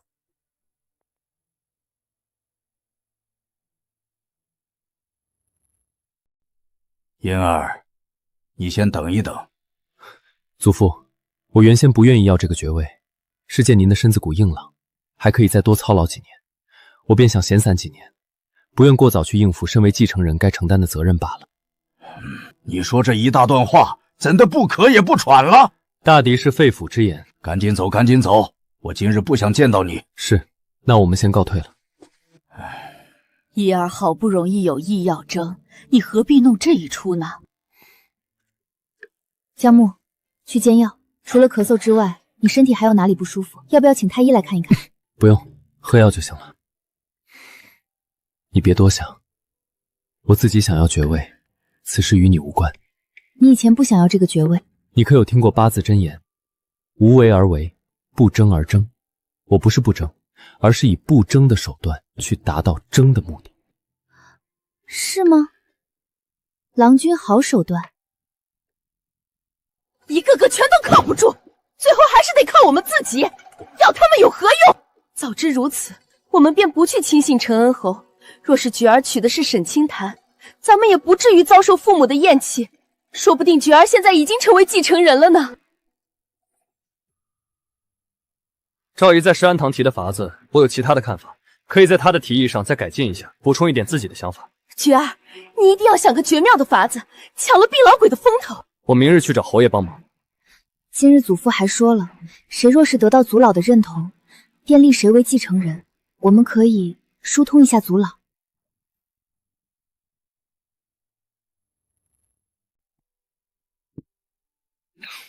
二爷二奶奶，族老们来了府里，公爷让你们带上准备好的策略去正厅。大哥大嫂，今日突然提前交策略，应该不会影响到大侄儿的吧？当日公爷提问的时候，大侄儿能够临场发挥，反倒是我们菊儿才疏学浅，一点头绪都没有。菊儿原本还想再准备得更充分一点，实在是因为诸位族老百忙之中抽空进京，怕耽搁了他们的事儿。早几日晚几天，对你们来说结果都一样，的确没必要浪费时间。大嫂说的是，我们是一家人，一笔写不出两个赵字，爵位给谁都一样。今日无论结果如何，另一个千万不能因为没有当权，便翻脸伤了手足的和气。难得你总算活明白了一回。祖父，这是我写的策略。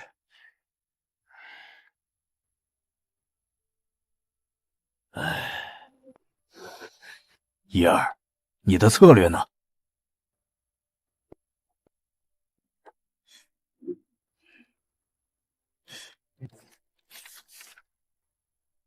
各位族兄，你们有何见解？二位的策略考虑的方向不同，一个是举全族之力共同发展家族产业，一个是各专所长的去培育宗族子弟。不能评断谁的更好，只看谁的更合适赵氏宗族。我们4个一致看好这个策略。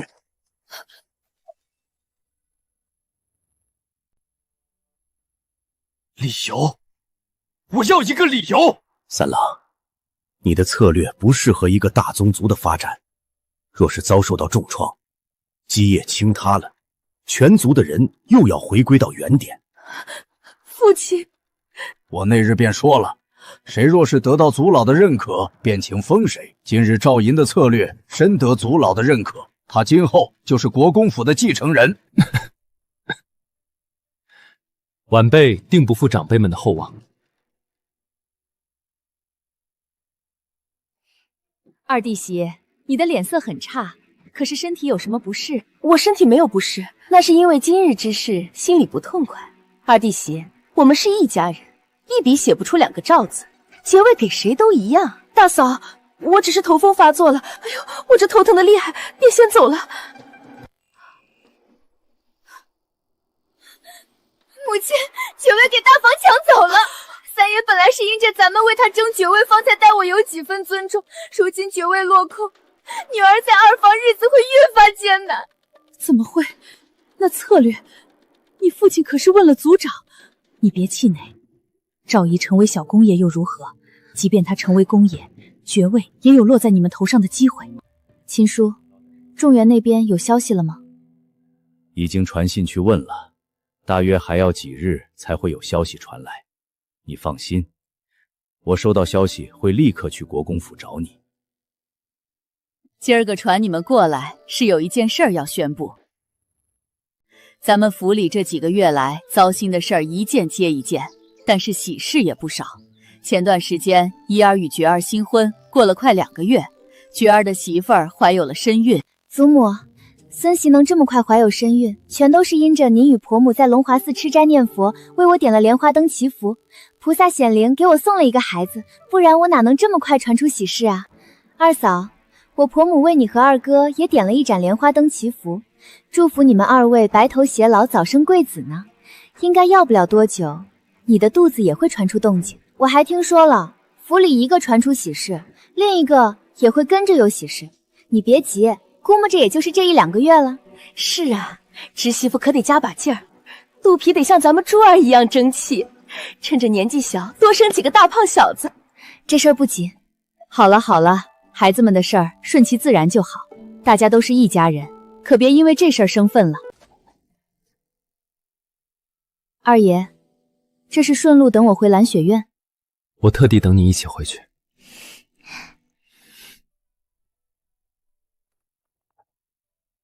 二爷，你知道世安堂的事儿了？对不起，今日让你受了委屈。我今日没有受委屈，反而得到很多人的关怀。我一直清楚自己要的是什么，不会因为任何人、任何事情而动摇我的本心。我有一件事要向你坦白。你说，我听着呢。檀儿，我不是先天不足而体弱多病，我是中毒。我幼年被人下了慢性毒，导致体弱，可能遗传子嗣。我的身体越来越差，若是再大病一场，便真的无力回天。这就是你不愿意要小孩的原因？我不能保证孩子是正常的，不愿他像我一样承受痛苦。你不必这么灰心，陈院使不是说了吗？只要我们找到仲元，你还是有救的。我已经知道仲元的下落了，我拜托秦叔去找人了。他的侄儿见过仲元，应该很快就会找到。夫人是我的贵人。我是一个认死理的人，如今嫁给你为妻，这辈子就只认定你了。如果你走了，我也不可能大归回娘家，更不可能再嫁，以后还是会留在赵家，为你守着这个家。你现在还陪在我的身边呢。沈明珠今日仗着怀有身孕，便敢在我的跟前炫耀。若是你哪日不在了，只留下柔弱无依的我，他会如何对我？赵觉又会如何对我？他们不会有机会欺负你，我会爱惜自己的身体，等你将仲元找回来。你自己说的话，可要记住了。祖父，我想拿回放在您那儿的放弃书。你要拿回去？你与沈氏夫妻不和。祖父，我只是想着与清潭是夫妻，我为他做的任何事情，他都应该有知情权。他从一进门便认定我是他的夫君，而我却瞒着他写下这一封放弃书，对他未免太不尊重了。我想拿回这封放弃书给销毁了，即便日后我的病治不好，对他今后的去处与安排，我都应该亲自与他商量。放弃书在书房，你待会儿随我去拿。哎，我分明记得将放弃书放在抽屉里的呀，怎的会不见了呢？祖父，您仔细想一想，放弃书是收在抽屉里吗？一儿，我想起来了，那封信是放在家训里。院子里没有家训。谁动了书房的书？公爷，大老爷今日来书房找您，瞧见小的在搬书，他便拿走了2本书。吴七赵沈是清潭亲戚，怡儿给他媳妇儿的信，怎的会在老爷子的书里？莫不是怡儿将信函遗落在哪里，被老爷子给捡去了？既然是怡儿写给谭儿的，待会让人送去给怡儿。二奶奶，父亲、母亲，儿媳得到了医圣仲元的消息，他目前在北齐随州，我们已经安排人前往随州，应该要不了多久便会传来好消息。你是说找到仲元了？唯一能给怡儿治病的那个仲元？正是。太好了，太好了！儿媳妇儿，这是怡儿写给你的，落在一本书里被我拿回来了，你正好来了，便给你带回去。二爷，您来了。父亲、母亲，父亲，您今日在祖父书房拿了一本家训吗？拿了。您看见书里的信函了吗？怡儿，那封信若是落在你妻子手里，会有什么妨碍吗？您把信给谭儿了。二奶奶，您这是怎么了？没事，可是出了什么事儿？我只是看到信，想到一些难过的事儿。你们二奶奶回来了吗？回来了，在屋里。谭儿，你别生气。不会生气啊，我和未来的夫君都很感激二爷一直以来的照顾你。我们大婚那日出了事儿，二爷原来可以不管我，可您接纳了我，平日里待我温柔体贴，从来不曾对我冷脸冷语，在外头也是处处维护我，就连手里的产业也全都交给我打理，给了我应有的尊重。您甚至连我今后的去路也给一并安排好了，不用留在国公府蹉跎一生，也不会受我那二妹妹、二妹夫的欺负。我很满足了，比我之前想的好太多太多。二爷，您对我的恩情，我怕是这辈子都还不清了。今后我们一家3口会上门来谢恩的。我不是。二爷，我不是侯府的女儿，亲人不知能不能找到，算得上是一个孤女。您知道的，自古以来，朱门对朱门，寒门对寒门，不然您给我安排一个新身份。您的远房表妹如何？若是有大太太为我保媒，我应该可以再嫁个很不错的。别说了，谭儿，不要再说了。你方才对我说那些话时，我听在心里很难受，在那一刻体会到你看到的这封信函的心情。谭儿，对不起。二爷是要反悔了吗？是，我自为是的认为这样做才是对你好，可我后悔了，早便后悔了，打算去找祖父拿回来销毁，当作无事发生。可这封信函仍旧是到了你的手里。你找到了仲元，他会治好我的病，你这一辈子只会是我的妻子，我孩子的母亲。二爷的话就像那6月的天，说变就变了。这封信函我先收着，若是二爷再有反悔的时候，不必再重新写一封。夫人，我写这封信函之后，身子骨便越来越差了，可见他有些晦气，不能再留。若是再有下一回，我便乖乖照着二爷说的做，算是全了我们之间的情谊。我很珍惜这一段姻缘。怎么会？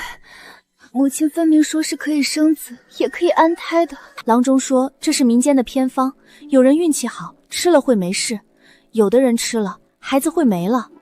郎中还说，若是吃了药，生的是儿子，不过是碰巧而已。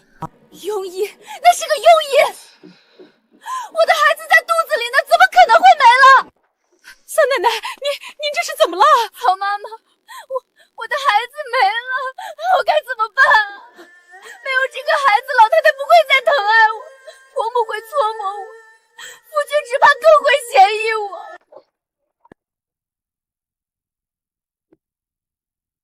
青台来了。秦叔，这位是顾老板，这位是成安侯府嫡长女赵国公府二奶奶，也是秦氏商行二东家。顾老板，二东家久仰大名。顾老板，您认识这只手镯？这是我爹娘所赠，工艺精巧，可见他们很疼爱我。是啊，你的爹娘很疼爱你。晌午了，一起吃个饭。好，你尽管点，不必客气。客随主便，您点吧。唐儿，我有话要与你说。先回屋，我也有话与你说。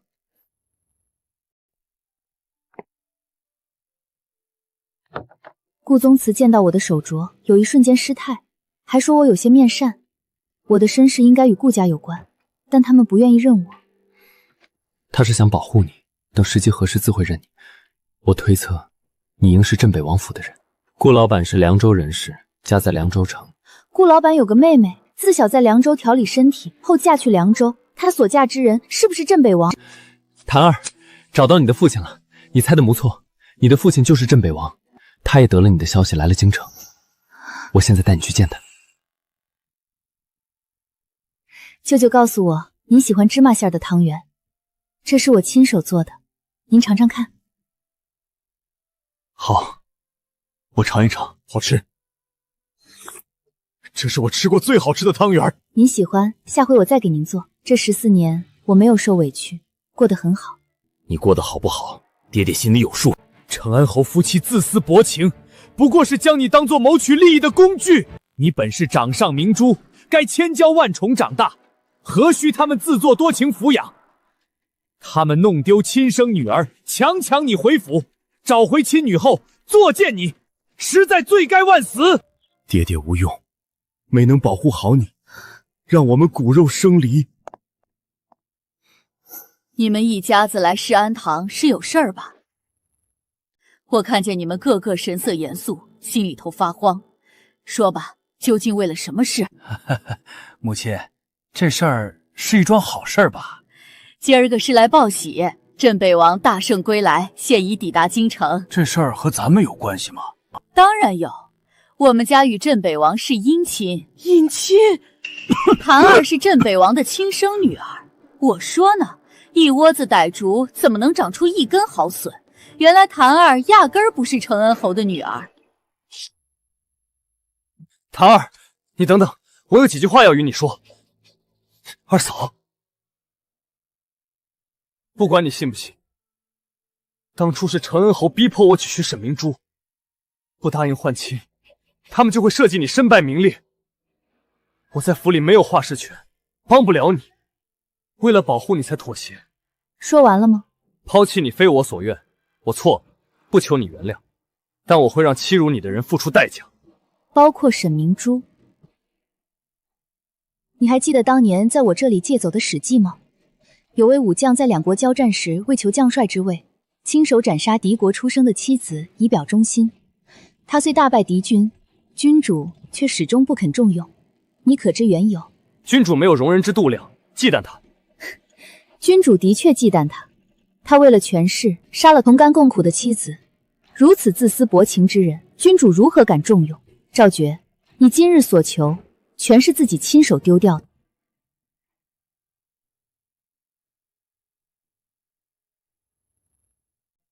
皇上，臣妇今日敲登文谷，状告不孝之子沈文贤为抢夺爵位，与沈刘氏合谋买通山匪，杀害兄嫂。沈文贤犯下累累罪行，有负皇恩。臣妇恳请皇上处夺其爵位，依法严惩。冤枉啊，皇上！微臣是被冤枉的。臣一向亲近大哥，听闻他回京任职，亲自去迎接，差点丢了性命。这份心意怎会是谋害罪证？皇上，我身为恒儿神母，怜惜他襁褓失亲，待他视如己出，宁可委屈亲生儿女，也不愿他受半点委屈。我从不邀功抱怨，只求家宅和睦，怎会参与谋害？哼！你捧杀恒儿，将他养废，夺他看中的姑娘给沈文贤做妾，还设计污蔑他与柳之鱼有染。若非恒儿警觉，早已身败名裂。你的大恩大德，列祖列宗都不敢忘。你可有证人证明沈文贤谋害沈文玄。臣父有证人。参见皇上，草民手里的信件可证实陈恩侯买通山匪谋害亲兄嫂。沈文贤，你可还有话要说？依照大周律法，残害亲眷者罪无可赦。沈文贤、沈刘氏合谋残害亲眷，判流放极边，家产充公，以儆效尤。娘，儿子错了，求求您收回送状，饶儿子一命。大哥已然不在，您难道要再白发人送黑发人吗？伯母，我是冤枉的，侯爷杀兄嫂一事我全然不知，求求您放我一马，我定会好好善待恒儿，为兄嫂赎罪。你们惜自己的命，却不把旁人的命当命。买凶谋害兄嫂时，可有想过他们求你们高抬贵手，放一条生路？觉儿，这段日子你经历不少波折，如今得到镇北王的赏识，你便要谦逊些，把握住这个机会。我就说嘛，闭嘴！圣旨到，沈清谈接旨。奉天承运，皇帝诏曰：镇北王忠心尽职，屡立战功，今寻回其嫡女，特册封为嘉禾郡主。钦此。臣父领旨，谢主隆恩。怎么会？沈清谈怎是镇北王女儿？二太太，你怎么了？三奶奶，奴婢打听到一个消息，镇北王告发侯爷与夫人偷拐二奶奶，如今张榜贴在京城大街小巷，警醒世人。你说什么？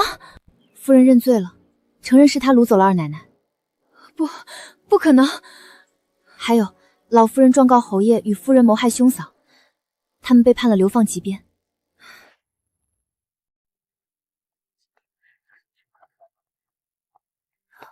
师傅，为何殿内会有蒜臭的异味？施主，山里虫蛇多，其他香客受到惊吓，便在寺里各个角落里放了药粉驱虫。药粉？什么药粉？贫僧不太清楚，寺里放的药粉不会伤害到施主们，您大可放心。施主，药粉放了有4、5日，至今没有施主的身体出现不适。这样啊，这是雄黄。二爷，你的身体可有不适？我们去疗房歇着，请府医来给你诊脉。刘月，你快去请府医。是姑娘。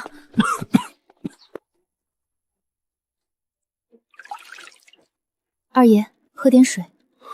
二爷，老太太，二爷在寺里出事了。母亲，您别急，华林寺的佛祖向来灵验，侄儿与侄媳妇去过一回，好几个月过去了，侄儿只病了1次，不像以往那般大病小病不断。如今天热，华林寺又高，说不定是中了暑气。我不是来找刘月，我听到一个消息，你们二爷在寺里出事了。出什么事了？你们二爷在寺里发病，干事救不回来了。我说的是实情，没胆拿这种事来寻国公府的晦气。佛祖保佑，快去，请公爷一同去华林寺。你是知情者，随我们一块去华林寺。你们二爷二奶奶呢？二爷累了，歇下了。二奶奶在一旁守着。你娘寻上门，说是你们二爷出事了，还说不想你被害。寺里都在传你们二爷发病了，方才屋里也传出哭声，你还敢欺瞒公爷？让开！若是耽误二郎的救治，你们担待得起吗？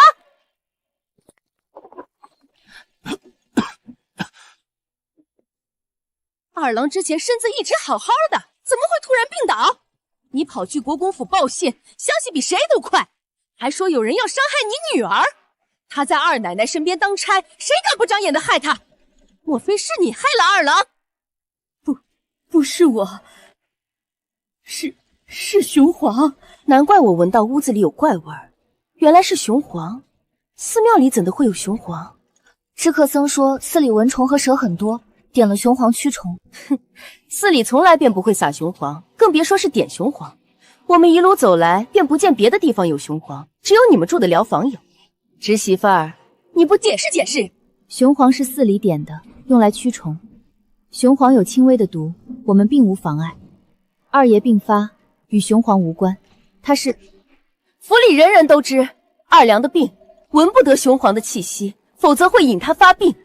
侄媳妇儿，你身为二娘的枕边人，不会不知吧？二爷不是因着雄黄病发，他是吃了药的缘故。你还要狡辩？二郎日日都在服药，往日平安无事，偏偏今日出事。你身边的刘月前些日子刚回了娘家吧？难怪刘月母亲能提前知晓二郎发病，原来是你指使刘月借探病之名回乡，暗中收买人在疗房放置雄黄，加害二郎。刘月母亲怕事情败露，女儿获罪，特地赶去国公府求助。只要二郎平安，刘月便可保命。你如今贵为郡主，嫌弃二郎体弱多病，便想害他性命，另寻良配是吗？刘月娘，你为我说句公道话，我可有伙同刘月谋害二爷？你仔细想清楚了再说。公爷与老太太很公正仁善，你若是遭人威逼利诱，他们会开个恩典，不会动你，更不会动你的家人。二太太使银子买通我，让我这么诬陷二奶奶。二奶奶待我家不薄，知道当家的腿折了，几十年的身眼不眨的给了，我咋能黑心的诬陷二奶奶呢？这是二太太给的银子。你撒谎！我何时买通你的？你和沈清潭是一伙的，故意诬陷我。父亲母亲，我是被冤枉的。他男人的腿没受伤，刘月心里没有鬼，为何要说他爹的腿受伤了，告假去探病？当家的腿是受伤了。公爷，刘月爹的腿折了，一直不见好。二奶奶开恩，吩咐我去给他治了腿。闭嘴！刘月爹的腿折没折，一查便知，府医没必要撒谎。对外说的几种能引发疑儿病症的，不过是混淆视听罢了。真正的影子说出来，旁人岂不是想害他，便能轻而易举害了他？二婶，我方才说二爷是吃了药，方才身子骨不适。您不听我的解释，执意咬定是我用雄黄谋害他。原来是你要害他，嫁祸于我。祖父，莫非雄黄不会引发二爷的病症？二婶这般歹毒的手段，二爷恐怕……请祖父给孙媳和二爷一个交代。二房从族谱摘除吧。父亲，你将我们二房移除族谱，这是要断了我们的根啊！我是被沈清堂陷害的，他故意让二郎装病。事到如今，你还不知悔改，一味的把过错推到别人身上。怡儿媳妇从始至终都没有欺骗你，如实告诉你，怡儿是吃了药导致身子骨虚弱，是你要谋害怡儿，见她身子骨虚弱，便以为怡儿中了你的计谋。诬陷怡儿媳妇谋害他，只是将你们移除族谱，便已经是手下留情。若是传到皇上的耳朵里，你们一个个都逃不掉。来人！谭儿，今日老二一房让你和印儿遭罪了，属于二房的那一份便留给你和印儿。多谢祖母。这一封信是秦老板派人送来的。我寻思是生意上的事儿，不急着那一时半会儿，便没当时给你。找到众元了，二爷，他们准备带众元回京城给你治病，信寄出来时便已出发，应该很快便会进京。你的病能好起来了。多谢先生千里赶来，我夫君身中顽毒，性命垂危，还请先生出手相救。我自当尽力。扶他过来，能治。当真？毒已入骨，但尚有救治之机。备一间清静房间，我今日便为他解毒。陈院使，我夫君情况如何？仲元在里面等你，你亲自问他。解毒很顺利，已无大碍，只是病了多年，身子亏空，需一段时间调养。醒了，怡儿醒了。怡儿，你身子如何？疼不疼？不疼，全好了。好了就好，好了就好。夫人，香囊绣好了吗？你就想问我这个？我想知道我可有食言？没有食言，你答应过我的事情，向来是说到做到。二奶奶，奴婢听说二太太瘫在床上，三奶奶变着法子搓磨她，真是恶人自有恶人磨。三爷结识了一个孤女，名唤月娘，自称家资丰厚，三爷为求娶她，变卖田产做聘礼，对三奶奶说在外头置办了小院，让她独自搬去静养。他们一家可真是热闹。赵觉，你把我关在别院，原来是为了停妻再娶，要么让他走，要么让他做妾，要么我们去见官。三郎，这是怎么回事？月娘，他不敬长辈，犯了七出，我已休了他，他不肯罢休，一直对我纠缠不休。逆子，你不能娶她！这女人根本不是什么世家孤女，是江湖上专骗才师的骗女。不可能！月娘知书达理，懂世家规矩，识得真皇玉器，怎么可能是骗女？她能助我翻身，今日我非娶不可！阿棠，我肚子好疼，孩子，救救我的孩子！小娘子仅有1个多月身孕，动了胎气，有小产迹象，很难保住。你之前的孩子早没了，为稳固地位，假装有孕，我要休了你。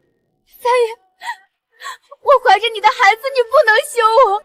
哼，沈明珠，我的孩子不需要愚蠢恶毒的母亲，从今往后，你我恩断义绝。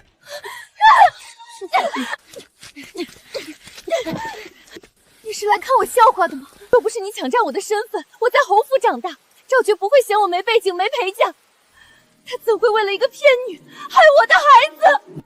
他不是嫌你没背景，是他自己贪利心切，想走捷径翻身，才被骗女蒙蔽。二老爷查清了月娘的底细，是他自己听不进去，执迷不悟。他为了讨好月娘，不仅要休女，还偷偷变卖3房祖产，甚至想挪用家族公银给月娘的置宅院。他的翻身梦不过是骗女设的局。月娘，我把沈明珠处理好了，她不会再来纠缠我。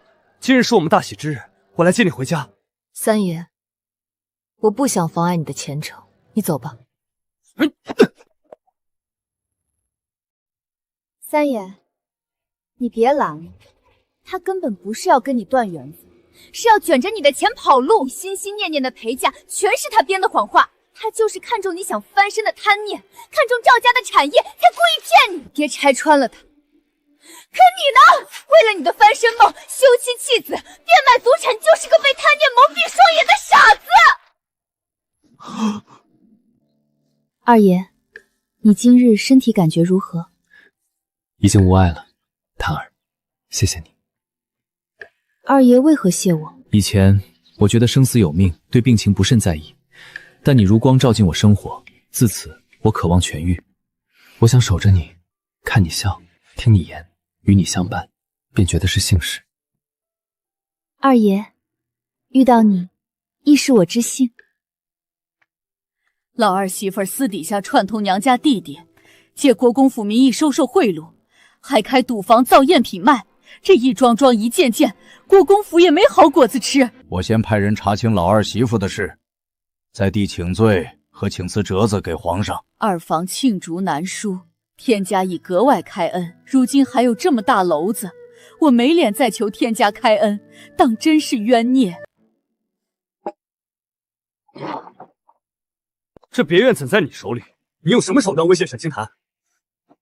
三爷，你当年班师回朝，救我回京，许诺我一生一世，我当真了。可你背弃诺言，抛弃我，舍弃孩子，我一无所有，连这容身之地都是沈清潭施舍的。贱人，你要做什么？赵觉，你挪用家族资产，贪占公银，证据确凿，跟我们走一趟接受查办。别动，别动！是你告发我的。我得不到的，谁也别想得到。你害我半生凄惨，自然该为你的所作所为付出代价。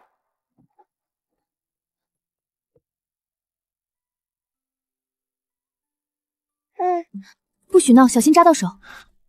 儿子随你这般调皮。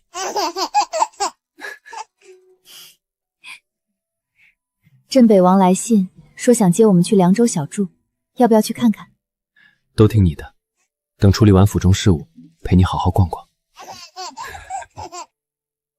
凉州的春天是不是比京城更开阔？风里都带着草原的气息。听说那里天地辽阔，漫山都是青草与野花，比京城自在。你若是喜欢，我们多住些日子也无妨。二爷，有时候我看着眼前这一切，觉得像做梦一样。有你，有孩子，有平静安稳的日子，真好。不是梦，从前的风雨与错磨都已经彻底过去了。你想去哪里，我便陪你去哪里；你想过什么样的日子，我便给你什么样的日子。有你们在，便是最好的日子。